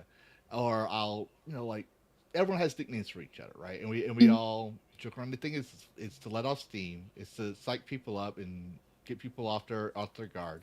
But at the end of the day, 9 times out of 10, we're sending each other frenzy fights on our Xboxes and PlayStations. Say, hey, let's play again sometime, because the whole point is to have fun. And it's the same with sports. Yeah, I guarantee there's so many times that, because I used to live in a farm. This is a culture shock for me, where there were city boys, white, black, Mexican, Jew, who were playing basketball, and they were calling each other slurs in the middle of the court. Yep. And I'm like, what? It's like, we can't say that word. You're like, get in the spirit of the game. And I tried it, and obviously, because I never done it before, I sucked at it. I got everyone just, I was like, whoa, that's too far. But I learned, right? But I do think that in the context of gaming, the spirit of gaming is part of the competition, is part of building spirit at core, as the military calls it. But when we look at, like, say, for example, because I don't have a lot of things prepared because, like I said, we chaotic weekend and we're just gonna just go straight with the interview for the 2 hours. Mm. Uh, what's her name? The Twitch situation. I do Emeru? think, yeah, Emerge. I do think when the guy forcefully, you know, interacted with that woman in public like that, I do believe that is a situation that needs to be addressed. But I don't think it's so much the gaming issue as much as it's a human condition that affects all cultures, all backgrounds, regardless if it's Right. gaming. People are trying to regardless if blame it's- that on gaming. Yeah, like because it was a Twitch incident. Like, I mean, they blame the Charlie Kirk situation on gaming. They'll blame anything on gaming. And the thing Yep. is, like, gaming scientists have consistently pointed out as a consensus now, there's no causational link between gaming and violence. Nope. Nope. But they'll add it. But here's another thing: if you notice, both the past two shooters, something to think about. The past two shooters, they counted the hours. Now I did the math, but they said, like, 17,000 hours or in 2 years, like that, like the way they wrote it was kind of like they spent more time gaming than anything else, but they've never focused on hours before. If you ever noticed that, No. and that's because the This is WHO new. back in 2018 said gaming was a disorder, which the American Psychological Association, even though it has it in their books, as needs further study before we can make an official claim. And a lot of scientists came out against it and says that sounds more politically motivated than it was scientifically based.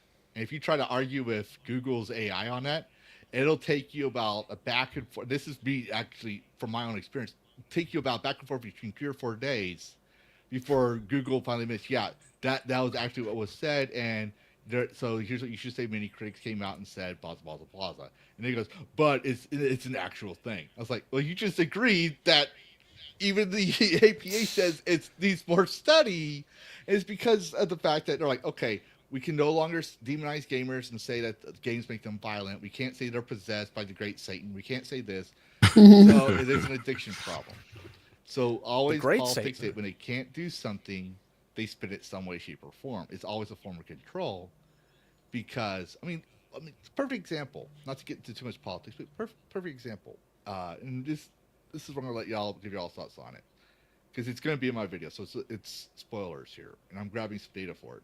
But perfect example is when Hillary said she wants to find a way for gamers to Pokemon Go to the polls. Oh my God. Right? This was after 2 years earlier or so, where she a few years earlier she was talking about the coffee shop mod, and then Rockstar Games puts her face on the Statue of Liberty in their game. I forget what the actual statue was called for their game, as a mockery of her, because she wanted to censor games that were rated M and AO. Right. So gamers remember this, obviously. They're like, hey, you try to censor our game, and now you want us to Pokemon Go to the polls. First off, that's cringe, and second off, we're not. So what was the price that was paid when Gamergate happened and we said, hey, lay off our games, we're not sexist, we're not racist? They spun that as the fact that they're not voting for Clinton means that they're alt-right, racist, blah, blah, blah, blah. And now, since they can't pull that off because we're like, hey, no, we're apolitical. We don't care if a game's woke or not. We care that it's good. It has to be good. Like, for example, Baldur's Gate 3, right? Versus Delgard, which is woke off the charts. Right? It all depends on if the game's fun. But my point is like, now they couldn't say that. Then now they're trying to say it's a gaming addiction. They're trying to find somebody to demonize games because it keeps politicians from actually addressing the real issues and the real symptoms Correct. of the human condition. So what would y'all say after hearing that? Even you two people. cares. Huh? As I was saying, even you two cares, because usually the interviews with our guests, but now like I said, we're past the hour mark, so this is an everyone question.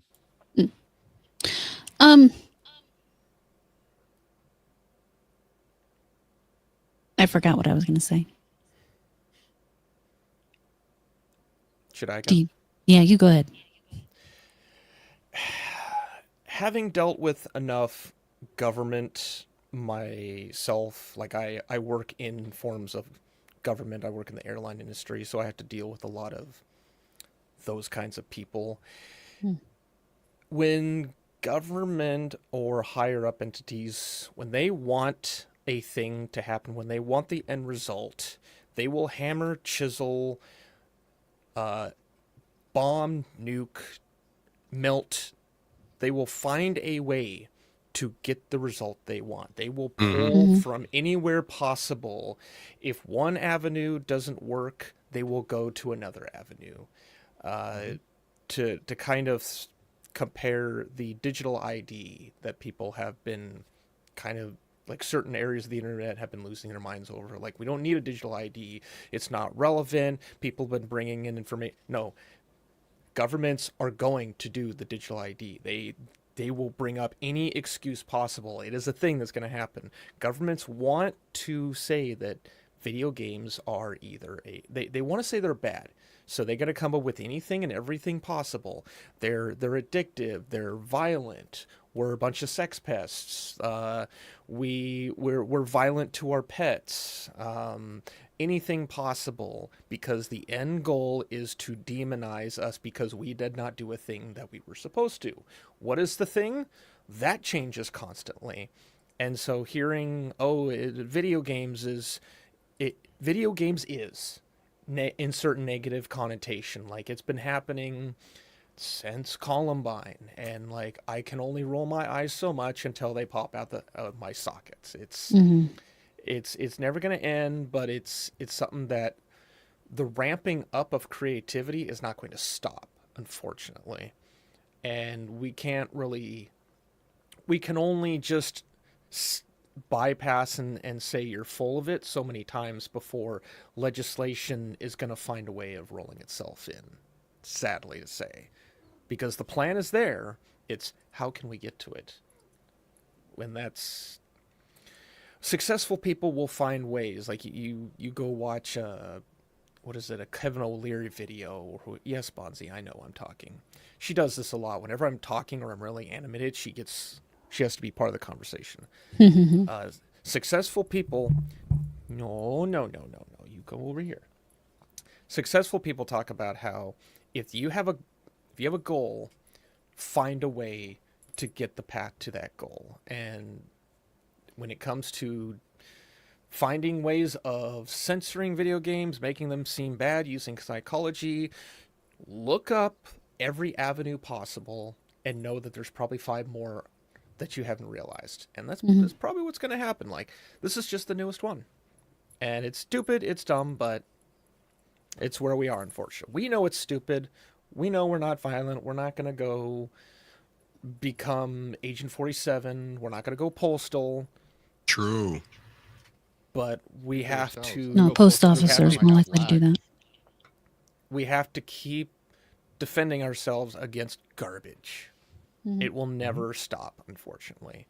But for every time that we get a success, we get tougher, and they can't use that excuse again. That's the other nice thing, is this mental illness, it's going to wear thin. They won't be able to use it anymore because they've tried it. So it's like, okay, check that one off. All right, let's do this again in 5 to 10 years. We'll see you again. You know, that kind of thing. If they even wait that long. Yeah, that's true. Oh no, the mental illness was literally like, I think the studies were starting to favor video. There's no causal link as far as early as 2007, and the final consensus started being around 2015, 2016 that video games don't cause violence as a scientific consensus. Which just 2 years later, they came up, new studies found out it's a gaming addiction, and that goes all the way back to the 80s, believe it or not. With I'm not trying to throw shade on anybody or any party. I'm just saying, like, he was during this administration. That's all I'm saying. The Surgeon General Coop for, I think it was during the Reagan administration in the early 80s, he was saying it off the cuff that it was his personal hunch that games caused addiction, like asteroids and stuff for creating violence. Like, it's all zap shoot 'em up now. Yeah, Pac-Man caused, like, they literally called it the Pac-Man panic. Like, this was right before the Satanic Panic. It's like, so I was like, oh wow. Which I always tell me, it's like, when certain people claim that video game or the Satanic Panic was a slap, they're not exactly wrong, but they're not exactly right either. It's most people using religion to satisfy politics. It's like my dad, which was surprising for me. He actually did not believe that. He's like, that's the stupidest. And like my dad was about Christian. Like I'm a Christian, but I was an atheist growing up. But my dad was about Christian. He's like, that's the stupidest thing I ever heard. You're just trying to put your own political spin. Like he got excommunicated from the church because he called out the pastor's wife for trying to continue spreading the whole satanic panic. He's like, there's a verse in the Bible that says you can do whatever you want and test what is true, and you're trying to refuse people from doing that, and you're the pastor's wife, which means you're supposed to shut up according to the Bible and let the pastor speak. Which, like I said, my dad, by today's standards, would be considered sexist and racist, but he had no qualms letting a woman do whatever they want. It's just when they started, just like with anyone else, like he'd be mistaken as a libertarian. He's like, do what you want to do, leave me out of it. I don't want my problem. Once you make it my problem, that's when you're going to get my mouth. That's when you're going to embarrass yourself. Like my dad always portrayed himself as a caveman until he had to speak, which was very awesome, my dad. So you never knew his stance until you forced him to talk about it. But I did kind of misjumbled everything because I wanted to talk about the believe the game was an addiction, but and other stuff. But stop. My son's cat is attacking me. He's like, I want to play. I'm like, go play upstairs. Go play. That's what cats do to you. Yeah. She thinks she's my cat. I'm like, no, you're not my cat. I didn't want a cat in the house, but apparently I'm a cat person now. No, it's your cat. Yes.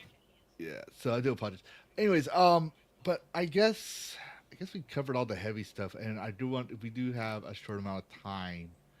Because like I said, I originally thought I said 5 p.m. unless I told y'all, I even had to tell Karrus. I got the times messed up. So I selected 6 p.m. instead of 5 p.m., which would have been better. So I do apologize on that, but I do have to get my son to bed at, latest we can go is 8:30 on my time. But I want to throw in, before we do, I want to throw in, what do y'all actually think about the incident with the Twitch incident? Do y'all think gamers as a whole rejected it, or do you think gamers supported that? Where do we draw the line as far? Because clearly, Twitch is the I just pulled a brain fart his name. Runs Twitch was supposed to be a gaming platform. People want to use that against gamers, but you think, from what we're seeing on Twitter and YouTube, both content creators and the chats and everything else, from your own experience, do you think gamers as a whole would say, yeah, that's an issue that we need to address as a community, and we have always addressed it? Or do you think they supported that behavior? What's your view? What do you think on that? I would say this is we're talking about with Emery, right? Yes. Yeah, I would say all of that falls solely on Twitch because that's the exact audience that they cultivated. That's what they fostered for over a decade now. Dan Clancy being the front runner of it all. He allowed people like Alinity, Amaranth, Pokimane, even Hassan, obviously, to get away with some of the most heinous things that any other platform would not allow. And when you look at TwitchCon as it is, I always look at it as a sense of I guess in the literal sense of it being that Emeru was contracted to go to a dangerous location and operate. And with all this going down, also her personal security was barred because he did his job a few years prior, which means not only was she out of her security, but she was also thrown into this dangerous location. Dangerous locations showed itself to be dangerous. And TwitchCon staff, those people, the security and whatnot, the appointed security, they basically said, oh, well, lol, sorry. There was nothing that they did that made her feel safe. It was something she was talking about before she even showed up. She was on her bus or whatever. And it doesn't surprise me that it happened. I think what surprised me the most is that it happened on the first day. And then on the subsequent days, worse things happen. And it's not even to like point out like what happened with Adriana Chechik. And there was another girl who ended up breaking, I think it was her knee, a couple years prior when jumping into the very, very unsafe foam pit. That was very negligent of Twitch staff, TwitchCon as it is. And once again, they've proven themselves very inept at their jobs, very uncaring as individuals, as people. Ultimately, the whole debacle it could have been avoided. It was completely stupid. And the way it was handled was even worse. That's my stance on it all.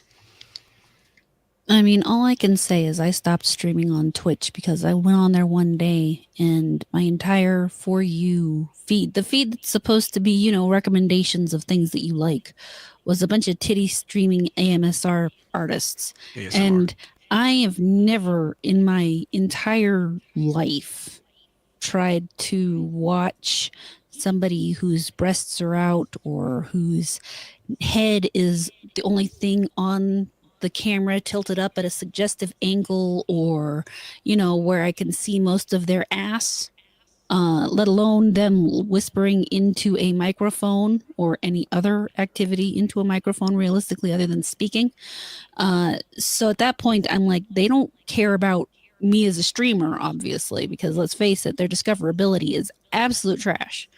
And they don't care about the people who are supposed to be watching me as viewers either, because they're obviously just recommending them what will make them their most money, period. So at that point, why should I in any way, shape, or form engage with this platform in a way that might make the money? No, I completely agree. For me personally, I stopped streaming. I tried streaming to Twitch for a year. I don't fully understand algorithms. I just stream and that's it, and hope that, you know, I do the hashtags and all that stuff because I know that helps, you know, cycle it in the algorithm. But I don't do anything other than that. Mm-hmm. And one thing I found out is, to like, I know a lot of people say that I'm too mean on Rumble. Well, that's because I'm like a dad. You know, I totally believe in you, and I had the best jokes whatsoever, right? And in this case, no, I don't. I push Rumble. I want Rumble to be good, so I'm very critical of them. But to Rumble's credit, right, I grew more on Rumble, a platform that's actually losing users in stocks, than I was on Twitch, where there's more people on Twitch, right? There's an algorithms, all this other stuff that I should be pushed out there. I only got 20 viewers on Twitch for a whole year. Like, no one, like, I might get onesies or twosies, but as soon as they found out I had a YouTube, they're like, oh, I want to subscribe to you on YouTube. Same with Rumble, actually. When people are like, oh, you have YouTube. I'm like, well, yeah, obviously. They just go to my YouTube channel. But the Twitch, I do believe, is dying, and I agree that they did it to themselves. It's what you foster the audience that supports your product or service. It's going to be a reflection, is what I'm trying to get at. Do you believe the toxicity that happened? We'll call it that. Like, we'll try to be fair and neutral here. We'll call it the toxicity because that's what some people are calling it.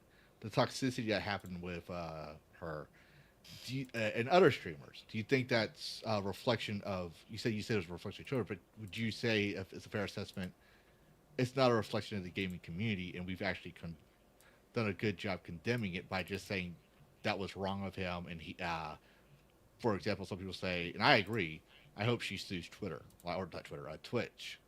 Like, hold Twitch accountable. Would you say that's a popular sentiment of gamers, or more of he was just only wanting attention? Like, I don't know the other side's argument that we're like, there's people that are actually trying to defend him. I couldn't believe that. Right. There's always people trying to do stupid shit. Yeah, the Manosphere definitely is trying to defend him. Well, they're like, but like some of the Manosphere channels I saw, I was like, oh, The Manospheres. yeah, I hate them too. Believe it or not, you say real men don't play games. I'm like, excuse me, have you started joining the military? No.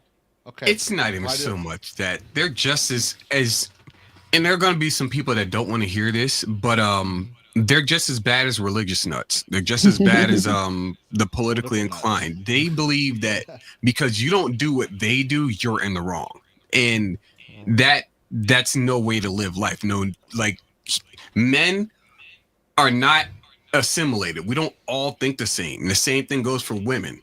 Like, as much as the meme goes, it's not true. Like, there are women who think differently from other women. I married one of them, and it's just like there are dudes that are like the Andrew Tates out there. There are dudes that are like, the nerderotics who don't give a shit about trying to be like, the flashiest, buffest looking motherfucker who can fight. Like, and I'm not saying that Gary can't fight, but I'm saying, like, as an example, those are two completely different people.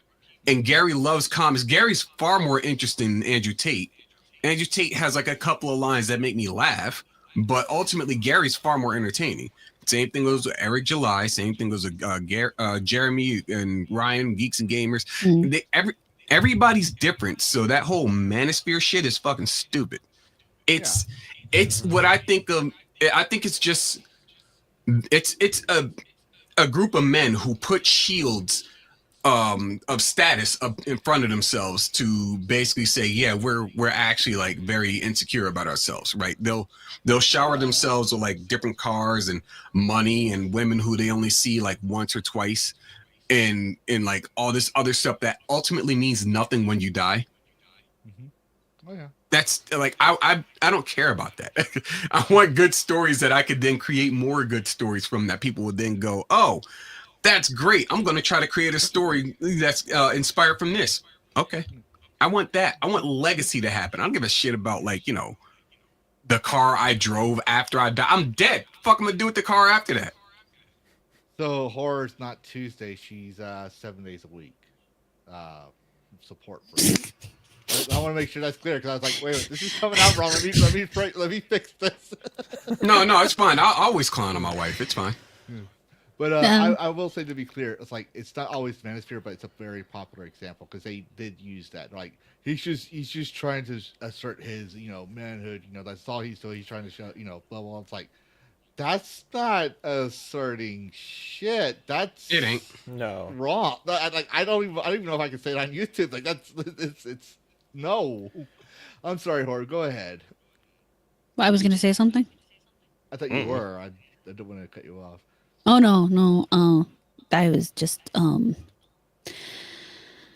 it comes to this kind of thing, I don't like it when anybody ever tries to ascribe the actions of one person to an entire group. I don't care what that entire group is. One person doing something bad doesn't mean all people that match those person's various characteristics are then going to do something bad. I mean, we could talk about the number of blonde people who have done heinous things to other people, or we could talk about all sorts of things. You pick up one thing and try to apply that to a group. It's wrong. I mean, and most gamers understand that just because one gamer over there did something absolutely ridiculous or offensive or even downright illegal doesn't mean it has anything to do with the rest of us. And yeah, I mean, gamers as a whole are going to say that what he did was wrong, period. It has nothing to do with gaming. It has to do with the fact that he's fucked up. Yeah. I think that's a perfect explanation. Go ahead, Karrus. I had a thought, because I've been to 2 different conventions with a lot of high-profile people. I went to the San Francisco Fan Expo. There was a lot of high-profile people. I mean, I met David Hayter there, Solid Snake. Hell yeah. There was also, there was Gina Corona. There was Mark Hamill. There was some big names there. I think John Delancey. And all of these big high-profile people, you could tell that they were designed for that, because the high-profile people were behind blocked off sections. You could not see them, and there was security in front of these sections that would open up like a little curtain and would let you in, and there was a line out there, and like David was in front of like the usual booth of other people, and they would have someone there, some assistant, some person as like a handler. Hold on, Karrus. Just go real quick. I'm gonna need you to carry on the conversation without me for a couple of minutes. My son needs me. He's saying there's something wrong with the shower. So give me about 2 minutes to see what he's talking about, Mhm. and then I'll come back to the stream. Okay. My avatar's gonna be here. I'm just gonna be AFK. But go ahead. Right. Karrus. Okay. So yeah, like David had the desk, but there would be a handler of sorts there. But the high profile people would be back. And the same on the other side of the country over in Boston, where there was a bunch of other high profile people. Anthony Daniels was there. There was some other YouTube, I think Star Wars girl was there as well. Oh, that Star Wars And girl. that Star Wars girl. And there were tiers of whoever was higher profile was protected, was very much away. And yet, when I'm watching the video of Emeru, one, like, everyone is like, it's just someone just pulled up a phone and is shooting, and Emeru's just like in the middle. I work with the TSA. I know what items cannot go through X-ray detector. That guy could have had like a 2-foot shiv and just taken her neck out without a second thought. Mm-hmm. And yet he, instead of doing that, he decided to get fresh with her.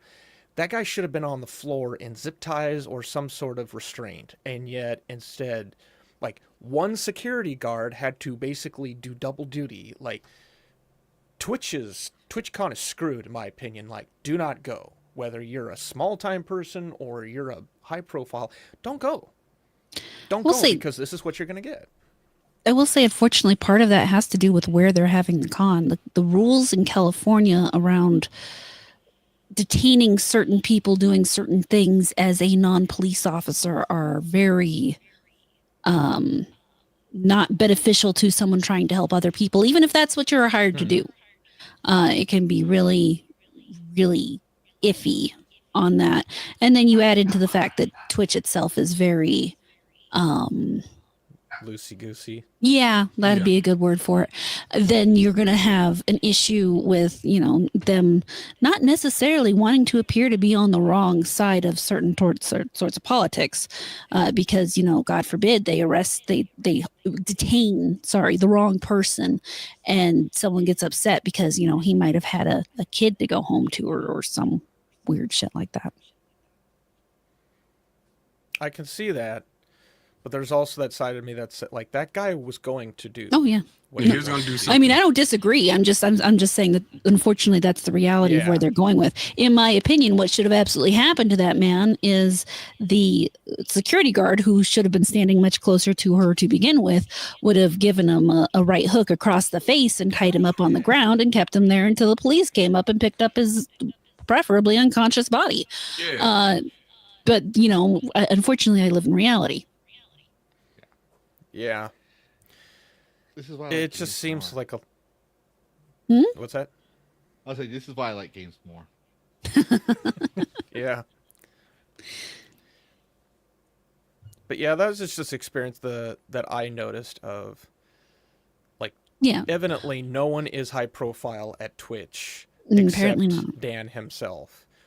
Whereas, like, you can tell the great respect, the insurance tied to certain people who attend these cons, and they like, we want you to be protected. Like, Mark Hamill, we want you to live when you leave here. We don't want you to have a bad experience here.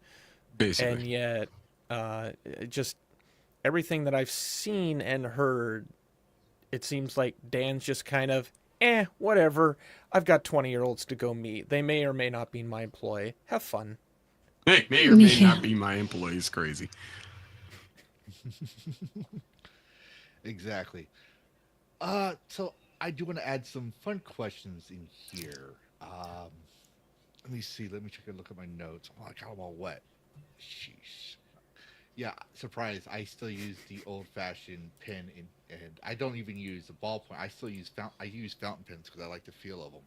But I just got them all wet, so they're all smeared. Hold on. Mm-hmm. Okay, here's one. Were any of you two console players, like, mostly? Or y'all mostly do PC gaming?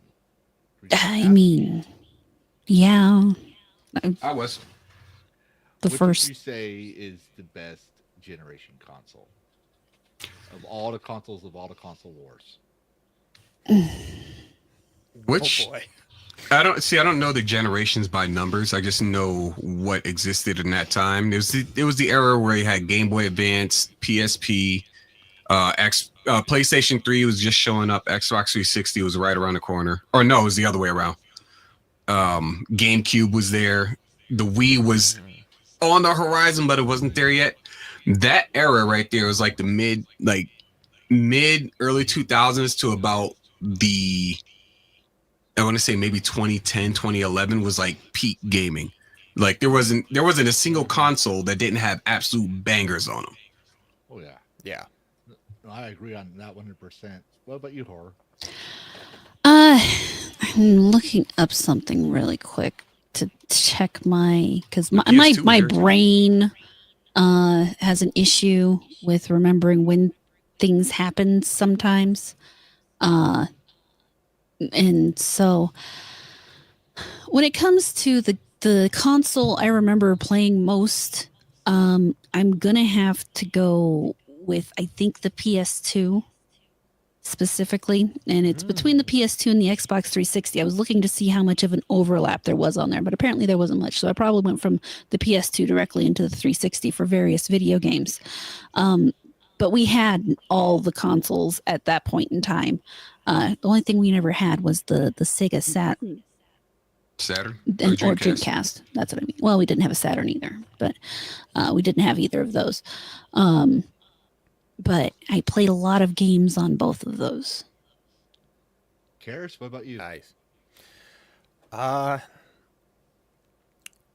Refresh me the question. What was the best gaming console? Generation. You don't know the number. That's fine. You can say the console. But what was the best generation console of all the console wars? This is subjective, of course, but Personal opinion. I'm split, unfortunately, on the Nintendo 64 and the GameCube. Because you had games that came out on the 64, like obviously during our interview, I mentioned GoldenEye. That was a big one. Perfect Dark, the first Smash Brothers game, which I actually still kind of prefer over ones like Melee. It was a lot more impactful. I still like But then you had the I still remember GameCube. the commercial. Oh yeah, it was a good time. And then you had the GameCube, which no cartridge. What? But we had an entire, like, it was the first disc, but yet we still had some really good games. We had a bunch of Marios. It was, I think, the last generation of Star Fox, which unfortunately, it was good, but I don't think it was great. And I think people were expecting great. But then there was so many other games. There was, I think there was one called Gauntlet Dark Legacy. Which I think you played that one? No, I haven't, but I know exactly which one you're talking about. I wanted to. Oh, it's a grind, but I remember really enjoying it. You could do, I think, up to 4 people, but I usually did it by myself. But that era, I still have my Nintendo 64. I want to get a GameCube because there are games there that I want to play. I want to go on eBay and buy them and have them and like stream them. They're just like, that's my era. I had heard of other people. I had a PlayStation, but for some reason I don't remember nearly as much of the PlayStation as I do those two consoles. Like I had the Star Wars episode, the Phantom Menace game, which that was a janky grind and a half, but like I remember it, but I don't remember it as well as the 64 and the GameCube. So like I have to hybridize my answer. Yeah. I would say that I agree. Like especially with the GameCube, I always this is a hot take. Some people disagree on it, and then it's fair. But I say the GameCube, what to me was the peak. I mean, yeah, you can't replace the NES and SNES. I love those consoles. And to be full disclosure, I got them in a garage sale because we couldn't afford it. I had a brick for most of my life. But to me, the GameCube was peak gaming. There was a lot of good titles on there. There was a lot of memories for me on that one.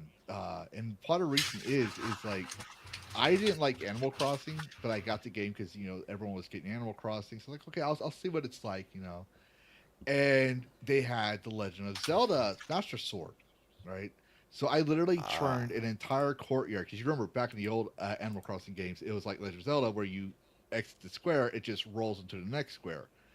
I literally did the map. I ended up buying grid paper, and I literally tried to. I counted the squares on each end of the screen to get the right amount of grids going up and down, so I could make a center where the Master Sword was in the center of the square, but there was yellow flowers that made the Triforce on each side of it. And to do that because it was kind of hard because you go to the Tom Nook's shop, you're not always going to get the same items, right? So one thing I loved was someone told me, "Oh yeah, you just change your clock, your GameCube's clock, go back in the game, and it'll think it's the next day." So I literally spent air quotes here 20 years getting all those flowers just so I could make that, and it was something my dad was like. It was like my mom was get all mad at me. He's like, he's doing math. Like, shut. Like he told me about this later on. He told me about like his mom had a problem doing this. And he's like, he's doing math. He's literally counting grids. He's literally designing and trying to make sure everything's accurate. He's using his math. That's what's important. Let him play. Mm-hmm. And then obviously, my favorite console would be the Xbox 360 and Xbox, which brings us into this, and I think this is what I'm about to show. This is how you advertise. But apparently, if you don't know, GameStop has officially declared Xbox as losing the console wars. This is a tweet from a statement from GameStop. This is from their official account. Mm-hmm. And it says, GameStop declares the console wars are over, whereas for the past 2 decades, the global gaming community has been engaged in an ongoing and increasingly petty conflict known as the console wars, whereas the conflict originated in the early 2000s, well, actually, early 1990s with Sonic and Mario. But we'll forgive them that error. With the release of Halo Combat Evolved as the Xbox exclusive title, whereas Halo Combat Campaign Evolved is officially coming on PlayStation in 2026 with cross-platform play.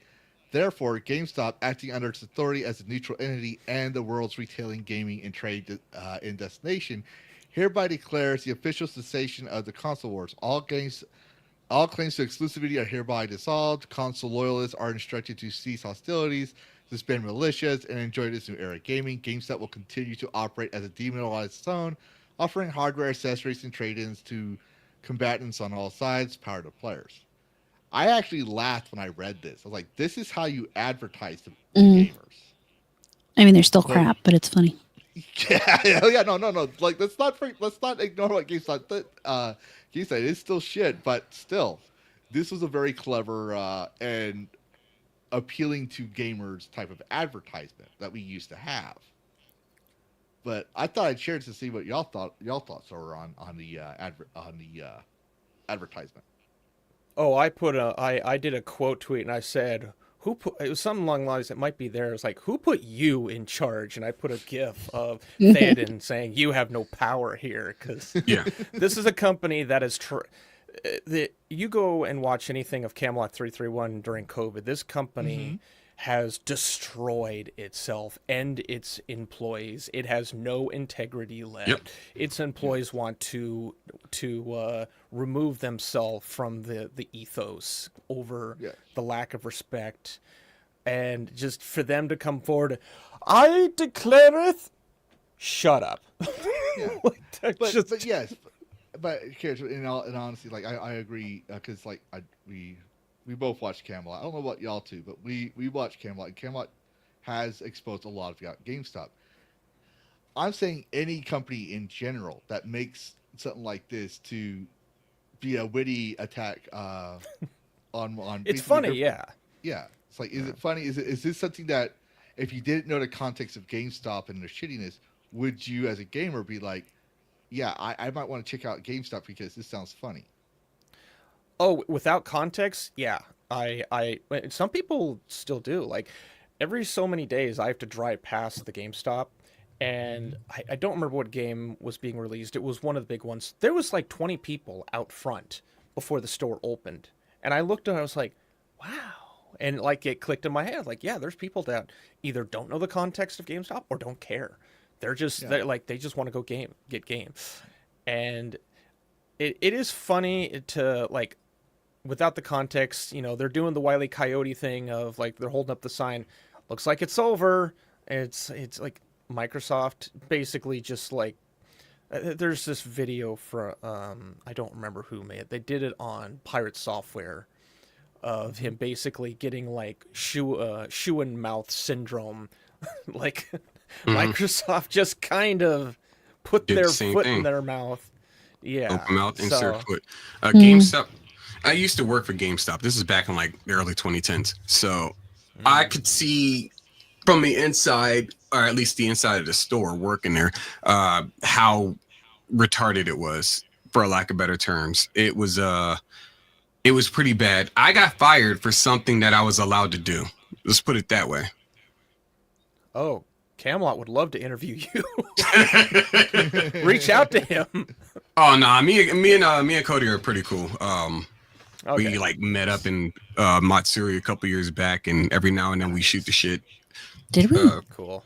Yeah, in 22, I don't remember that. I took a picture with him. Oh, cool. Okay. Yeah, that's Try to fucking, what is it? Don't try to gaslight me. I wasn't trying to gaslight you. I was trying to remember shit. I got the This picture is right here. probably when I'm were sure hanging you out do, with all the sweetie. Female gamers. I don't know, remember I never go to these cons.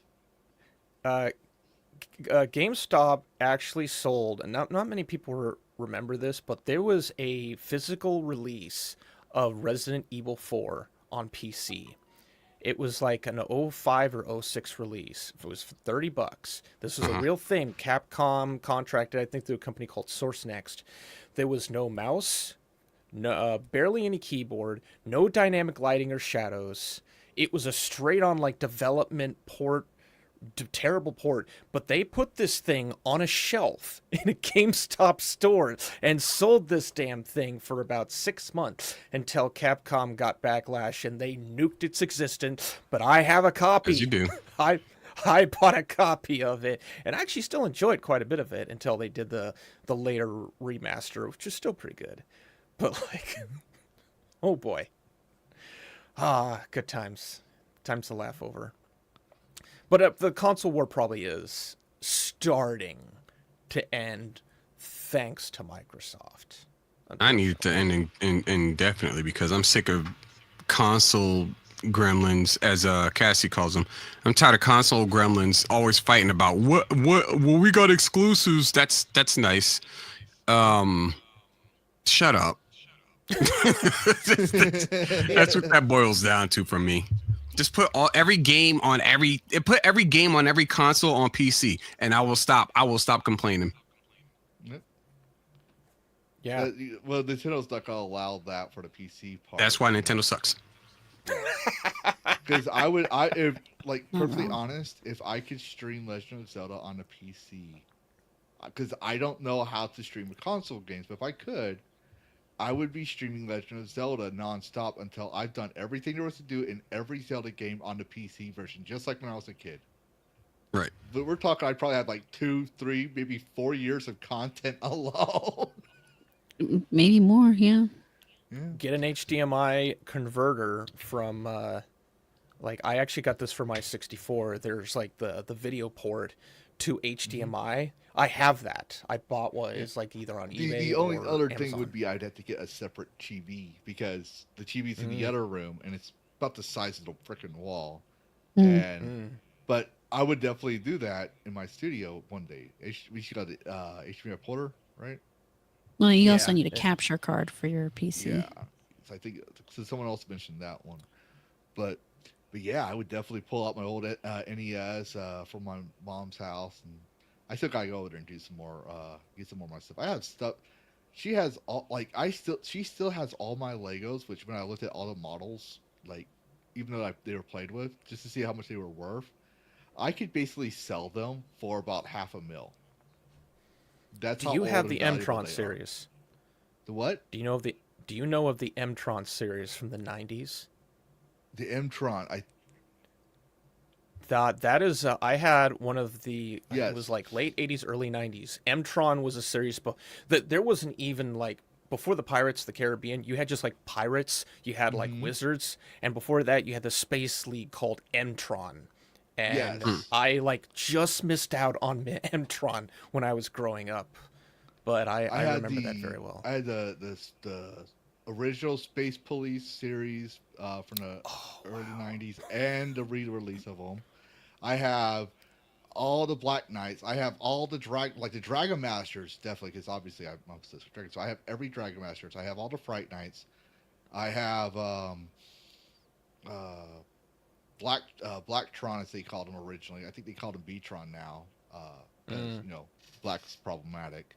I had all the pirate series except for some of the ships, like the School's Eye Schooner. I could never get. It was obviously $100 some bucks. So I had the Renegade, the smaller one. Yeah, the Renegade. Yeah, I remember that. There went all my farm money. Like it was either games or Legos. And my son nowadays, it's like he'll play games, but he's so obsessed with Minecraft and even Lego Worlds, which is Lego version of it. It's either Legos or Formula One racing Legos. Like that's his mentality of filtering. He's like, son, they're all Legos. Like, no, I want a Formula One racing Legos. Okay, or it's Legos. I was like, okay, why not a game? Dad, I can't afford it. And I was like, well, that's fair. Until you give me a Nintendo Switch 2, I was like, well, you definitely can't afford it. Yeah. Like, I had to explain that to him.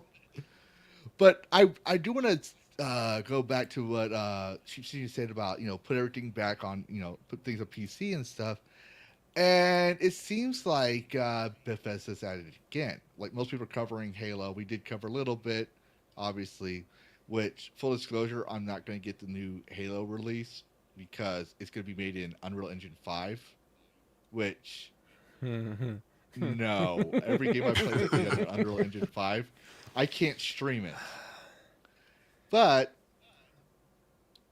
apparently, Fallout 4 Anniversary Edition is also going to be coming on Switch 2. Interesting. Oh, goody. Yeah, so you're going to get all the Fallouts on all the consoles. And I just thought I'd bring that up and see what y'all thought about it. I see Sheepsidian did a face palm. So let's go. What's your thoughts on that? I'm so tired of Bethesda. Like, the whole company needs to just go ahead and file for. They need to Chapter 11. Like, I'm so tired of them. I don't care how much success they're having going on right now. Just what's the word I'm looking for? Nix the operation, cease all operations and just go somewhere else. I'm so tired of Bethesda's BS. I get it. We got a couple of bangers out of there, right? We had the first couple of Fallouts. Fallout 3 was pretty all right. New Vegas wasn't done by them. That was Obsidian, back when Obsidian was good. And then we had like a couple of Elder Scrolls games that were pretty good. Morrowind. Yeah. I cannot get into Skyrim to save my fucking life. Unfortunately I would die in the process of playing I have Skyrim on the Switch primarily because I wanted to see what the amiibos do, like what this amiibo spell did.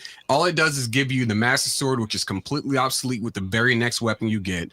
The Hero's Tunic, which looks good on other characters because you can't see it on yourself really.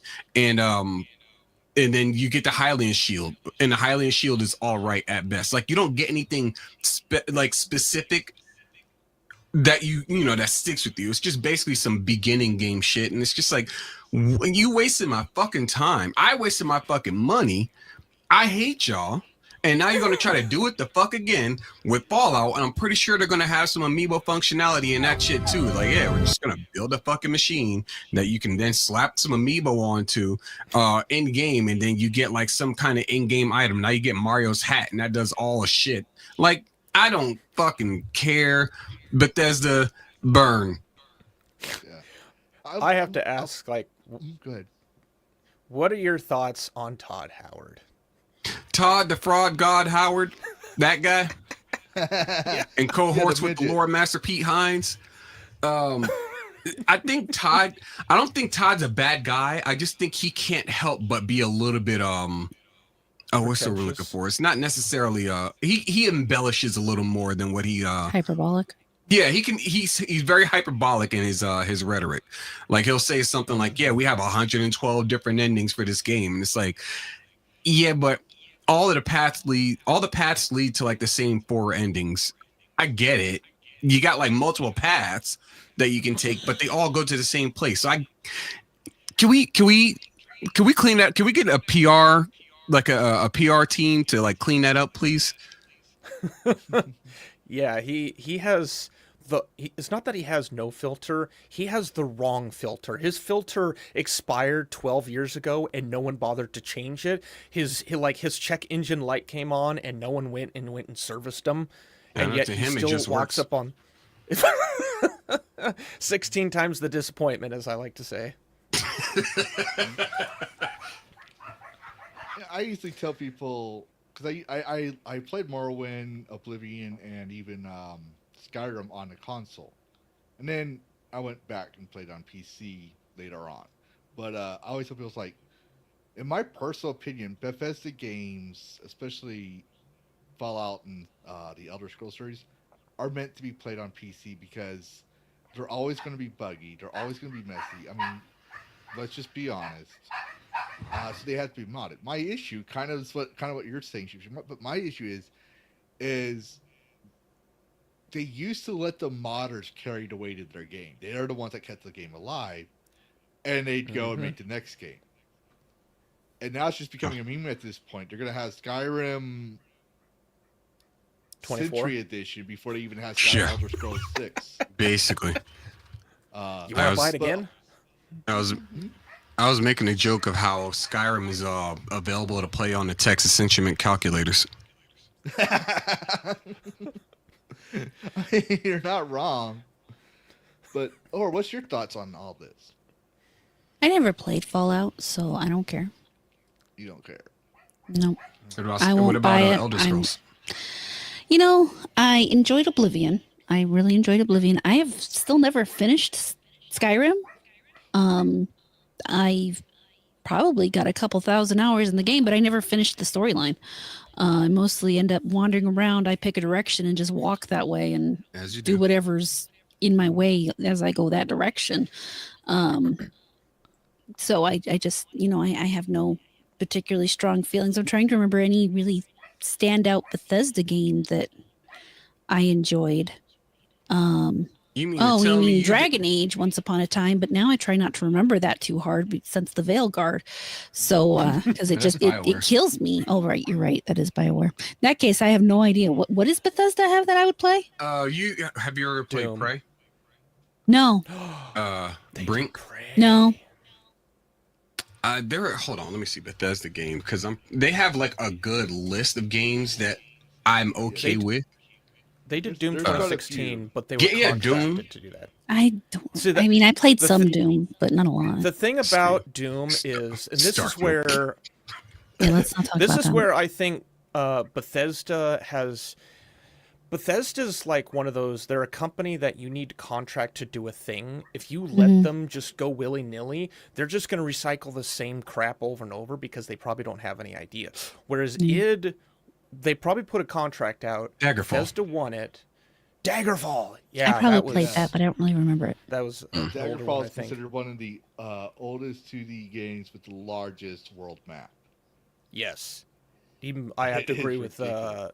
Razor Fist even talked about that one. Yeah, Razorfist loves that game. One thing But I yeah. like to point out in that game is people keep saying, "Oh, well, technically, the dragons did not exist, during these time periods because the blah blah blah." I'm like, actually, Daggerfall has a dragon, Mhm. and I would know this because I'm nuts about dragons. So I saw that dragon, and they're like, and he says, "There was no dragons for this whole period." It's like, what about Daggerfall? And the answer Bethesda gave people was, "Oh, well, we consider everything Morrowind and up as canon." It's like, Says them? because they don't want to address the overlook in their story lore that contradicts their past games. Because it used to be all the stories, all the lores were lore. Like it was Right. like it was canon. It wasn't something they had to imply. It was just, or they had to say it was implied. It was just known. that each one followed the sequel. They were their own stories in their own right, but they all complemented each other going forward. That's what you call a sequel. Yeah. Generally. Oh no, we don't need to pay attention to the previous one. It don't exist anymore. What? But we are going to start wrapping things up. I just saw the time. My son said he's just going to go straight to bed, so that's awesome for me. I'm going to have to go tuck him in later. But I did tell y'all that, or I told you horror this. This is what I try to do that's different in all my from every other stream. Like I try to talk about nerds. I try to bring the nerd culture back, and I focus more on nerd talk. Sometimes like sometimes we did a little bit of politics, but we just ended up talking about games most of the day, right? But most people will say, okay, so horror, tell everybody where they can find you and what you do, right?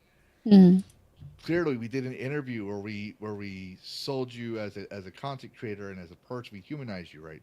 Clearly, we show that you know your stuff, especially you Sheepsidian, right? We're like, y'all know your stuff. But now what's different is I give up to 15 minutes to sell your shit, or I call it shill your shit. For example, Mugen Lord, when he came on, he showed his comics. Another person came on and started talking about their ideals and try to treat like the channel as theirs for 15 minutes. Everyone has their 15 minutes to quote unquote hijack my stream to give my viewers some more taste about themselves rather than me, asking questions. So that being said, I'm going to remove this guy here and remove this dragon here and shill y'all. Oh dear. Unfortunately, I don't have a video game to play while doing this. That's what I'm normally doing when I'm on my own stuff. I mean, other than that, I can probably call my husband names. That's the other thing we do a lot. Each other, both literally and figuratively.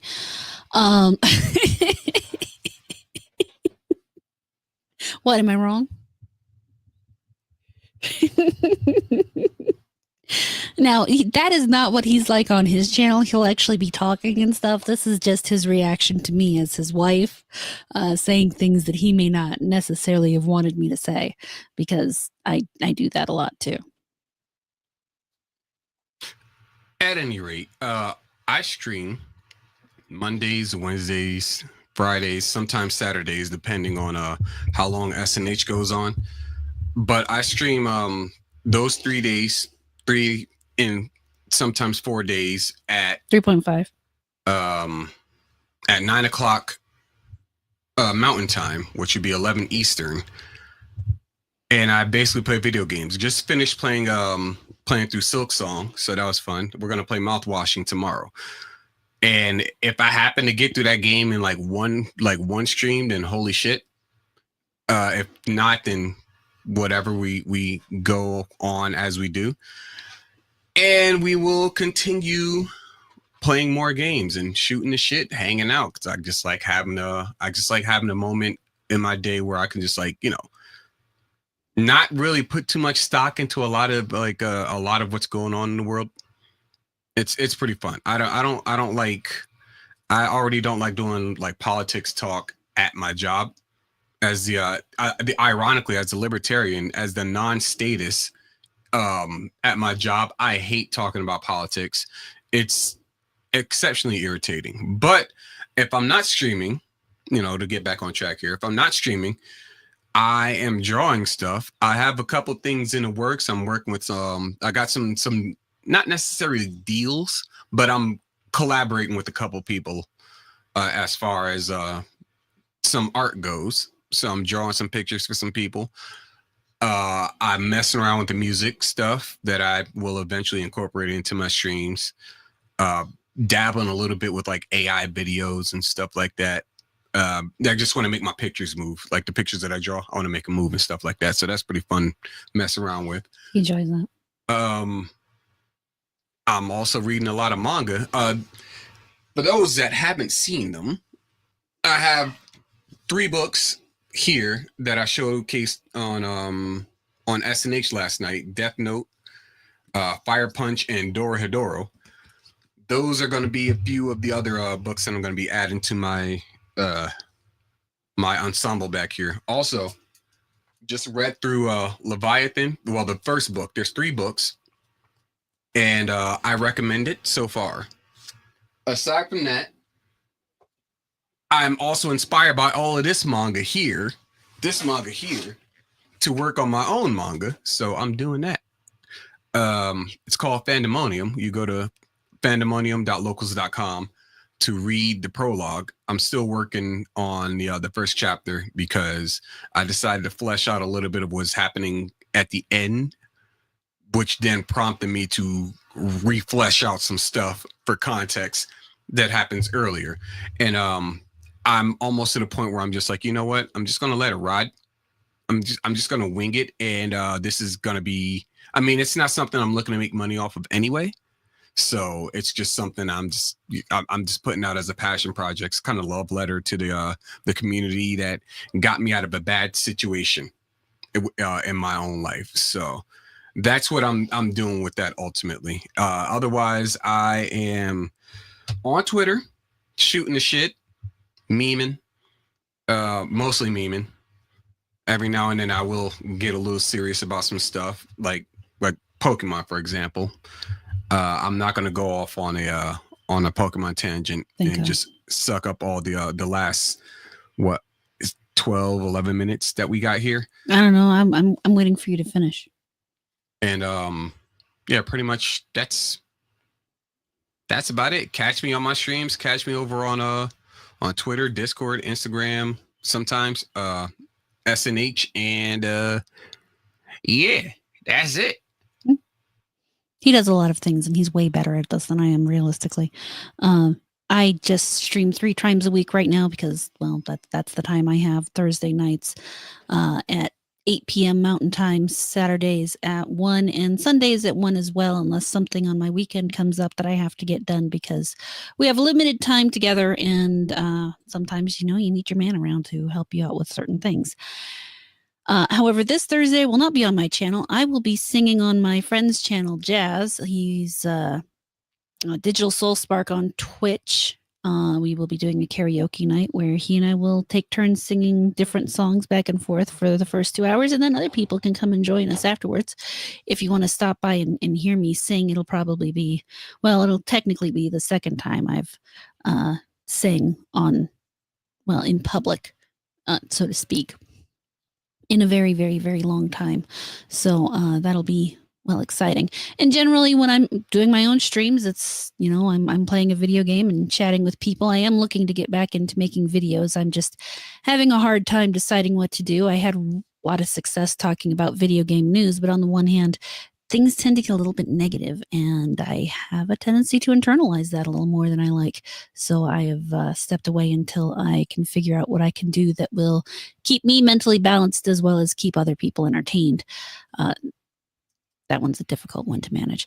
But yeah, other than that, I have the dogs here that I'm taking care of. You can always find me on Twitter. I'm talking about a lot of stuff. I say a lot of things and I post a lot of things. Sometimes I'm entertaining, other times I'm just rambling. And other times it's just random pictures or things that I have reposted. I very much enjoy reposting other independent gamers, independent games, independent writers, independent entertainment in general, just because so rarely does it get enough attention, and the only way we're going to improve the culture realistically is to continue supporting those things that we find that we like. And I try to be encouraging in that regard. That's really all I have. I think that's actually 15 minutes, almost literally on the dot. Cool. Perfect. Now, Yay! when I talked to you, because I tried getting a hold of you, Sheepsidian, but I don't know why X was being fucking gay, but it's because I'm black. Makes sense. Mm-hmm. Yeah. So I went free run, because normally when it comes to couples, I go for the husband. Call it tradition, call it whatever, but I just don't want people thinking, "Oh, why are you talking to my wife?" Which I actually had that happen once. I literally, if anybody wants to talk to me, I literally show him my DMs. And whenever we're open about anything that comes up, you can assume the other one knows it. Yeah. because we're just not that kind of couple. And 9 times out of 10, if you're trying to get to him at some point, you're going to end up trying to talk to me anyway. Yeah, I'm like you can liken us to Gary and Mel in that sense, where I'm very active. I have no problem talking to people, but more times than often I forget to follow up, and she's far more organized than I am in that aspect. So if I barely check anything, my if you DMs. can't get to me, to talk or whatever, reach out to her and she'll say, answer your fucking DMs. And I'm like, oh. Yeah. Yeah, that's literally what happens. Someone will message me about it. I'm like, so-and-so messaged you on Discord or sent you a DM on Twitter and would like a response now. And that's usually how it goes. But I try to send it to you first because I do know y'all are married, and I try to respect that. But what I was trying to get is, because I want to tell people this. When I started VTubing, I actually asked Horror how to start, and she gave me a lot of tips. Which I'm gonna say thank you for that, Horror, because Oh, of I course. had no idea what I was doing. But this is the time of the day where I think I hope I said this to you because it was like I told you earlier the other day. It was chaos and pure pandemonium this past week that my brain just couldn't handle everything. I couldn't even make videos. But anyways, at the end of the streams, I always ask my guests, my panelists, including myself, to find one game they found interesting. This could be a card game, this could be a TTRPG, all that stuff. And You did say that. I forgot to tell him though. Oh, you set him up for failure. That's not I on did. me. I did. That's not on me, Sheepsheed. You got you. I will stall you sometime. I will stall you so you can grab through your wish list, whatever. But the rules are, it can't be older than 10 years. It can't be something you've already played, including a demo, because that means you tried it before you bought it. You've already played the game. The concept here is back when you were a kid, or even when you were a young adult and you were broke as shit, right? You went to Walmart, you went to GameStop, and you looked at the physical copy of the game and you looked at the back to see if this is the game you wanted, right? And maybe you didn't buy it right away, but you came back and buy it later. So it's basically the back of the box features. So here you find a game, you're like, this is something that I found interesting, I might play, or I think it's interesting that the audience might want to look into, and this is why. And no, SBI didn't make it does not count. So, yeah, so it's basically the last test of the gaming thing. You miss it for this, and then I, as a neutral party, who's not biased whatsoever, can say, y'all are gamers. No, I'm just kidding. No, it's just basically the play where I said earlier where people said games were interesting. So it's just to help people find good games to play and also shout out, as you said, Horror, indie games. So, Horror, did you find one? I mean, I just finished a AA game, but I'm not sure if this qualifies for the whole thing. Well, if you played it, it doesn't it does not count. You cannot have played this game. You have to have looked at it and said, "Oh, this is something." Kind of like adding it to your wish list or something, but you haven't played. Okay. it. Well, I'm so- sure I added something to my wish lists. I'll let him go while I look at my wish list. Okay, so if I'm understanding the rules correctly here, it has to be an indie game, right? It doesn't have to be. It could be AAA. Let me put it this way, Sheep Shooting. If you said you found Assassin's Creed Shadows interesting, you have to explain why, but you cannot have played it. Oh, okay. Lego Batman: Legacy of the Dark Knight. Okay, why do you think that's interesting? I find it interesting because, well, for one, it's Lego's actual like attempt at a good game again. Because like the last good Lego game I played was probably I want to say it's Lego DC Villains was like the latest one. Ooh. And that was like somewhere close to about a decade ago, something like that. It's been a while since it got a good Lego game, and I really enjoy Lego games. Surprisingly, based on my my library, you wouldn't imagine that I do, but I love those games. On top of that, I've watched some trailers for it, and the gameplay is very reminiscent of the Arkham games. So you have that same kind of combat style, and it's blended with the charm of Lego. So you get the humor, where like the one of my favorite scenes from the trailer was one of Penguin's goons getting hemmed up, and he's upside down in the truck, and there's just like a bunch of rubber ducks on the ground. Mega Man, Batman is walking up menacingly, and he's just stepping on rubber ducks as he goes. Doesn't break character. It's just entertaining to me. I love that kind of stuff. So I would sell Legacy of the Dark Knight to everybody. That's a game I'm definitely looking forward to, and I hope everybody does, try that game out. Not to mention, you're not playing as just Batman in that game. Apparently, you unlock more characters, so you can play, I'm assuming, as the entire Bat family. Probably some other DC heroes, some other DC villains, maybe characters from the Rogues Gallery. But I'm interested in what they're going to do with the game. I'm looking forward to it. Sounds good. All right, I got one.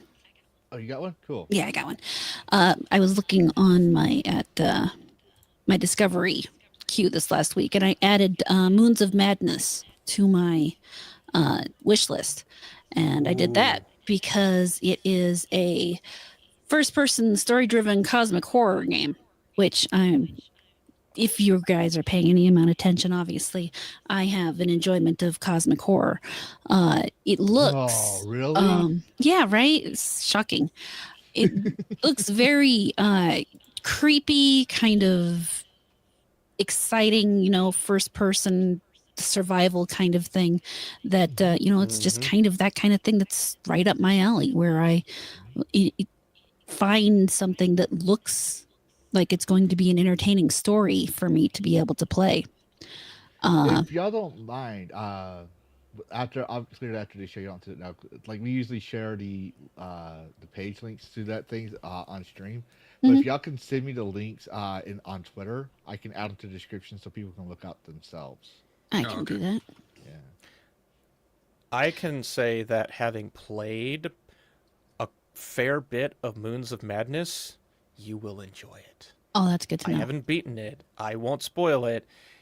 It is very interesting. I'm constantly surprised by what I'm seeing. And yeah, I'm glad I got it. Because I've been going down my own little... I have so many Cthulhu games either bought or like they haven't been released yet. And Moons of Madness was out there, and I was like, I'm going to get this one. I think you will really like that one. Yeah. I still need to finish Moons of Madness. I haven't finished it yet. Don't spoil it for me, please. I'll probably just make that into a stream, I think. Yeah. There you go. But no, that one was one I spotted when I was going through the Discovery queue, and it looked, like my kind of game. And Karrus, did you find one? Yes, I did. Let's see, I got it loaded up here. Let me share my screen. Yep, share. I swear, if it's the same one as mine, I'm going to be pissed. But I doubt it. I discovered mine came out, news came out about the game I'm going to share about 2 days ago. We will see. Reason why I find it interesting. This is called Defect. Hold on. And hold on. Here we go. At the stage. That's why. There we go. Go ahead. Okay.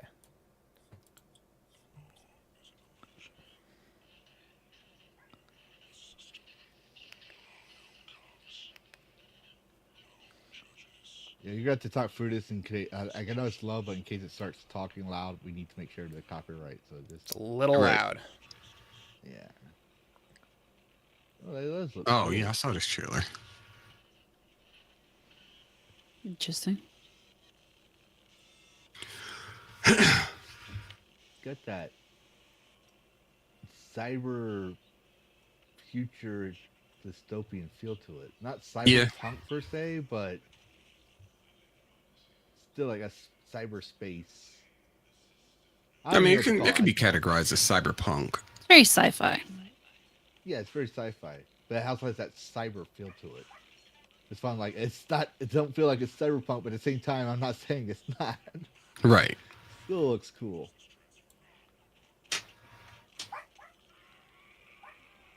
I mean, now that would be cyberpunk.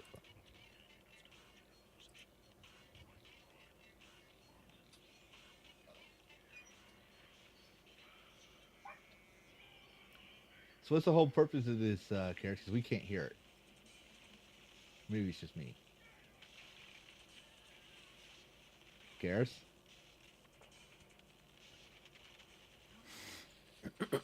I'm not sure he can hear us.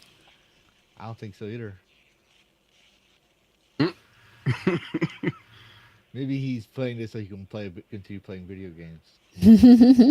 Like Atreus. Nah, it looks like it's flashing in tandem on his face than with the video itself. No, I'm trying to see if we can catch his attention. I don't think he's being like Atreus. But no, that actually looks pretty cool. So Now, as to why I find this interesting, I went and I looked up, because like I'd found these guys on X or Twitter, and I was like, okay, these guys have worked on Doom, some have worked on Exodus, others have worked on Quake, Rage, Forza, but then I saw a name that really stood out. This is the return of Mick Gordon composing the music. Oh yeah. And oh yeah, that almost 90 to 100% sold me alone on this. Like, if Mick's putting his name and his music to this, I've got to see where it goes. Right. and for those who don't know, because like we're all gamers here, obviously, but I always like to try to make sure people can understand. It's like, who is this person? Like why should newer gamers who probably don't know care? About Mick Gordon? Or Yeah. Let's say they don't know Mick names, Gordon. they don't want to read the credits stuff. What's so special about him? Mick Gordon his rise to fame is he composed the music for Doom 2016 and Doom Eternal. As And well as Killer Instinct. Yep. Yes, he did. I always forget that one. He A lot of people is do. I'm guilty as charged. But yes, Mick, he did a really unique style of music composition for this. Like, the guy is a true engineer. And there's some unfortunate things that happened with the development of Doom Eternal. He didn't come back for Doom the Dark Ages, but he's moving on, and he's doing other stuff. And you see the trailer. On X, it was, I keep calling it Twitter because X just sounds like a weird, stupid name. It was described as dark cyberpunk in the vein of Dread, and I love Dread. And you see in like there's the picture there, like it's the towering building of a lot of the buildings from Dread, and I was like, ooh, I've always wanted a game that was in that world, and the fact that there's some people that are former Doom developers, ooh, okay.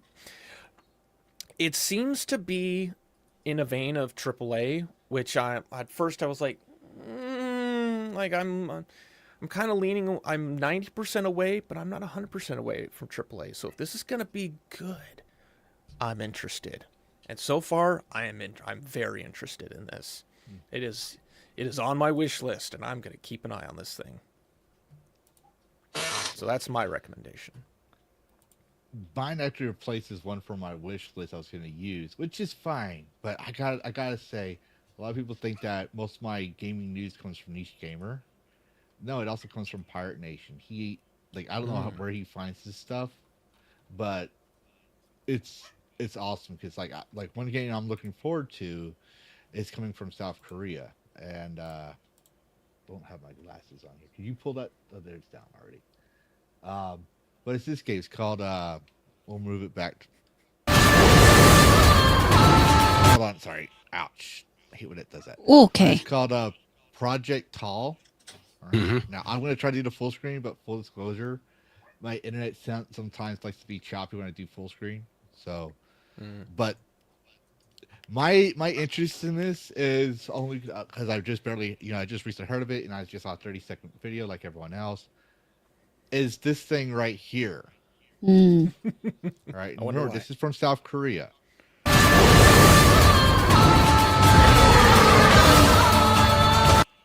If you're, I don't know, I'm trying to pause it fast enough, but basically what I'm seeing is dragon. Yep.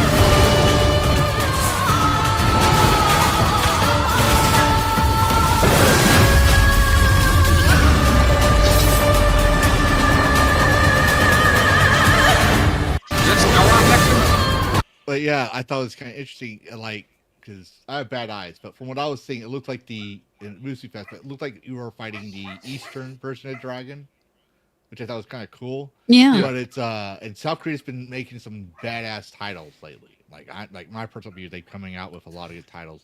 So the RPG is called Project Tall. So I was like, oh, this seems interesting. You saw a couple different moves. The animation looks clean. I'm hoping they're not using Unreal Engine 5. I'm praying and like hoping. Right. But no, it looks promising. I'm like, I still have yet to play Stellar Blade, but I played a lot.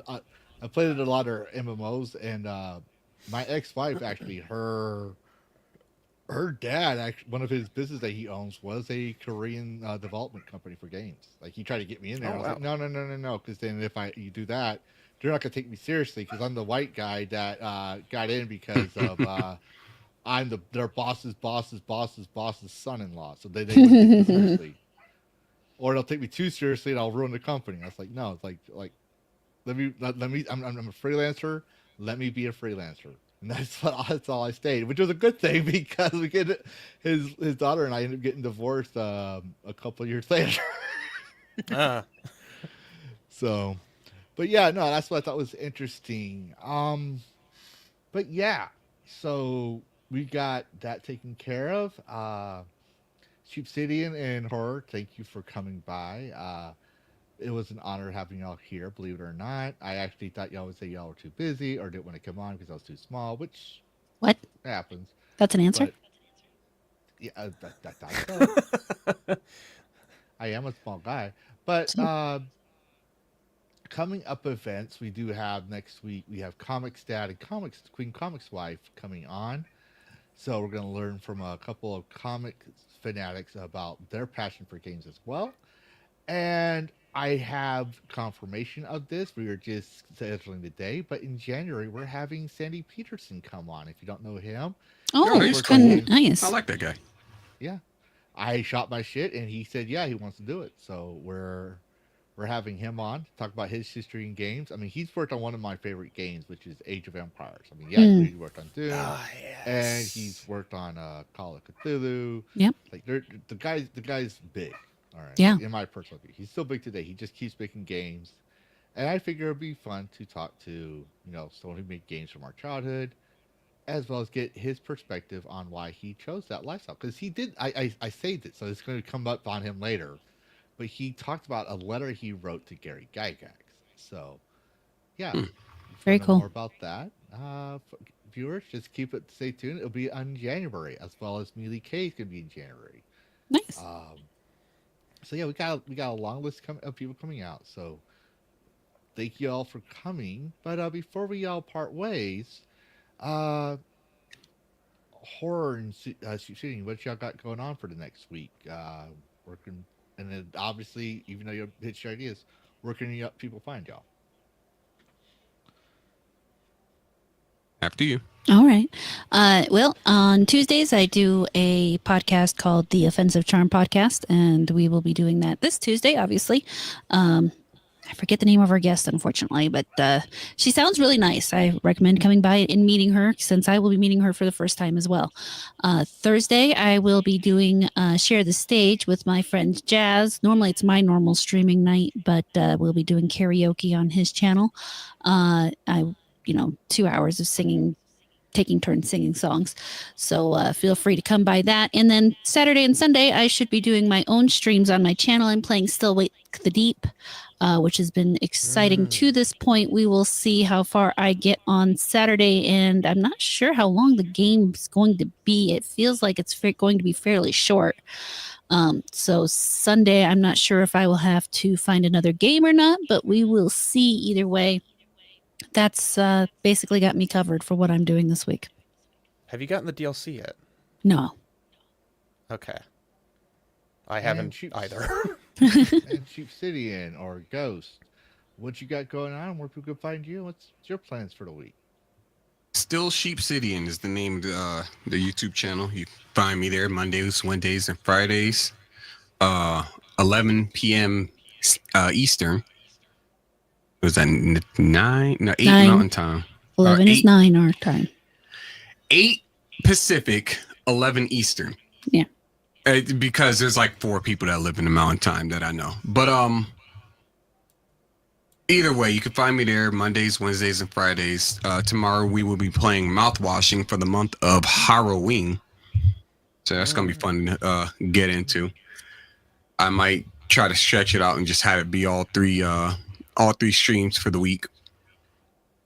Other than that, you find me on Twitter at Sheepsidian. Follow me. I shit talk a lot. Mm. Nice. And before we go to carrots, I also want to point out that because I don't think I told y'all this, but one of the things I do is I add y'all all my guests that come on as mods, not to mod, but in case y'all want to promote your stuff.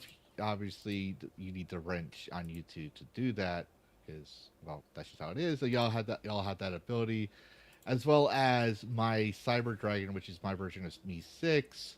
On my Discord, will be announcing all of y'all streams or videos when y'all post them, as well in the Dragon Alliance channel of my Discord. So there is that. Uh, just something I do to help, build a strong community of gamers. Some people maybe they don't like my content, maybe they like yours better or horrors. Just we're all gamers at the end of the day, and I want to make sure we build that fellowship. That being said, Karrus, what you got going on this week? This week, I was hoping to stream tomorrow, but I actually have to do some long-winded training called OSHA 10, which is quite literally a 10-hour royal pain of training. So I'm going to be moving my stream likely to Friday, and I'm going to be finishing out my my Spooktober demo collection of spooky games that I've had in my list for the last, I think 3 months. I'm going to be going through all of them, giving my thoughts on those, and experiencing them because I've had them installed. I've only loaded them up to see if they even work. Because some games, like there was an expansion for Doom 3 called Phobos, wouldn't even load up. So I was like, I kind of just give a little summary of this, but also experience it myself to find out, oh, do I want to get this full game or not? So that's what I got going on Friday. I'll be doing that for probably between 3 and 5 hours. So I'll be busy that day. Nice. Yep. Well, as for me, everybody knows that this is my channel, Lavistro. You can also find me on the Rumbles and the X's as either Lavistro or not Lavistro on X, because, well, I'm probably going to have to destroy my main account that I've had since it was an egg, because Elon thinks I'm a bot. But anyways, so you can find me there. Tonight there probably will be no stream for Lavistro Plays, but I always stream 10 p.m. Central, 11 p.m. Eastern for different games. Baz Inc. will be playing, I think we're still playing World War Z. We were going to do the Baz Halloween event, but that's probably not going to happen. Halloween is on Friday, so I probably won't be streaming Red Shirts, clearly. So that gives Karrus some leeway. But we will probably stream tomorrow. I'm thinking about Dead Rising 2. I'm also trying to wrap up this expose. It's just what I found out when I did my hypothesis of what games causes violence and stuff like that. It created a very delicate. It gave me some answers, but it was something that I had to answer delicately. So, and then I got my sources all mixed up because brain injury. So one source would be like, and Cisco and Ebert says that 2.5%, blah blah blah. I'm like, wait, no, that's not right. Or then it's just all jumbled up words when I was typing it because brain injury. So I had to fix all that because when I was citing it on the video, I'm like, wait, what? So I am totally doing a video. I'm totally it's going to be a long hour-long video because it's very delicate, but it should be educational. It's just, but full disclosure, it's my thoughts on the matter based on research. We're talking 4 years of research because, well, that's just how I do it, and I'm autistic, so But that's what's going to be happening, and hopefully, if I get it finished, we'll be going back to releasing videos on upcoming games and stuff. So that's what we got going on. That being said, this is Lavistro saying happy gaming and play the games your way, the way you like them. Goodbye, all. Oh, and also before I forget, because I forgot, Filmora decided to shit on me. I can't seem to get it fixed, so I couldn't update the credits to have Sheepsidian and HorrorAmorata, so it's last week's credit scene. But yeah, goodbye, all. Lavistro. But before should we do the super chats? Oh, that's right. Thanks. See, Just Oh, that's damn. how new my Yeah. channel- that's how new my necessary. monetization is.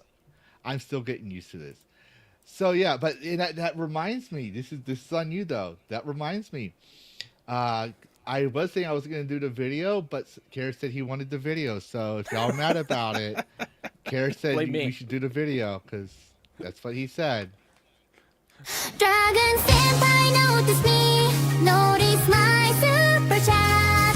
Super chat buys you a beer. Buy Dragon like something nice. Yes, it's worth the price. Dragon Senpai, are you looking? I must break your brain. Super chat amount drives you insane. Did I break it yet? Dragon Senpai, say you will for me. Show my name on screen. Say my thoughts on stream. I need attention, Dragon Senpai. Show my name on screen. Say my thoughts on stream. Doki doki heartbeat too. Dragon Senpai notices you. Dragon Senpai notices you.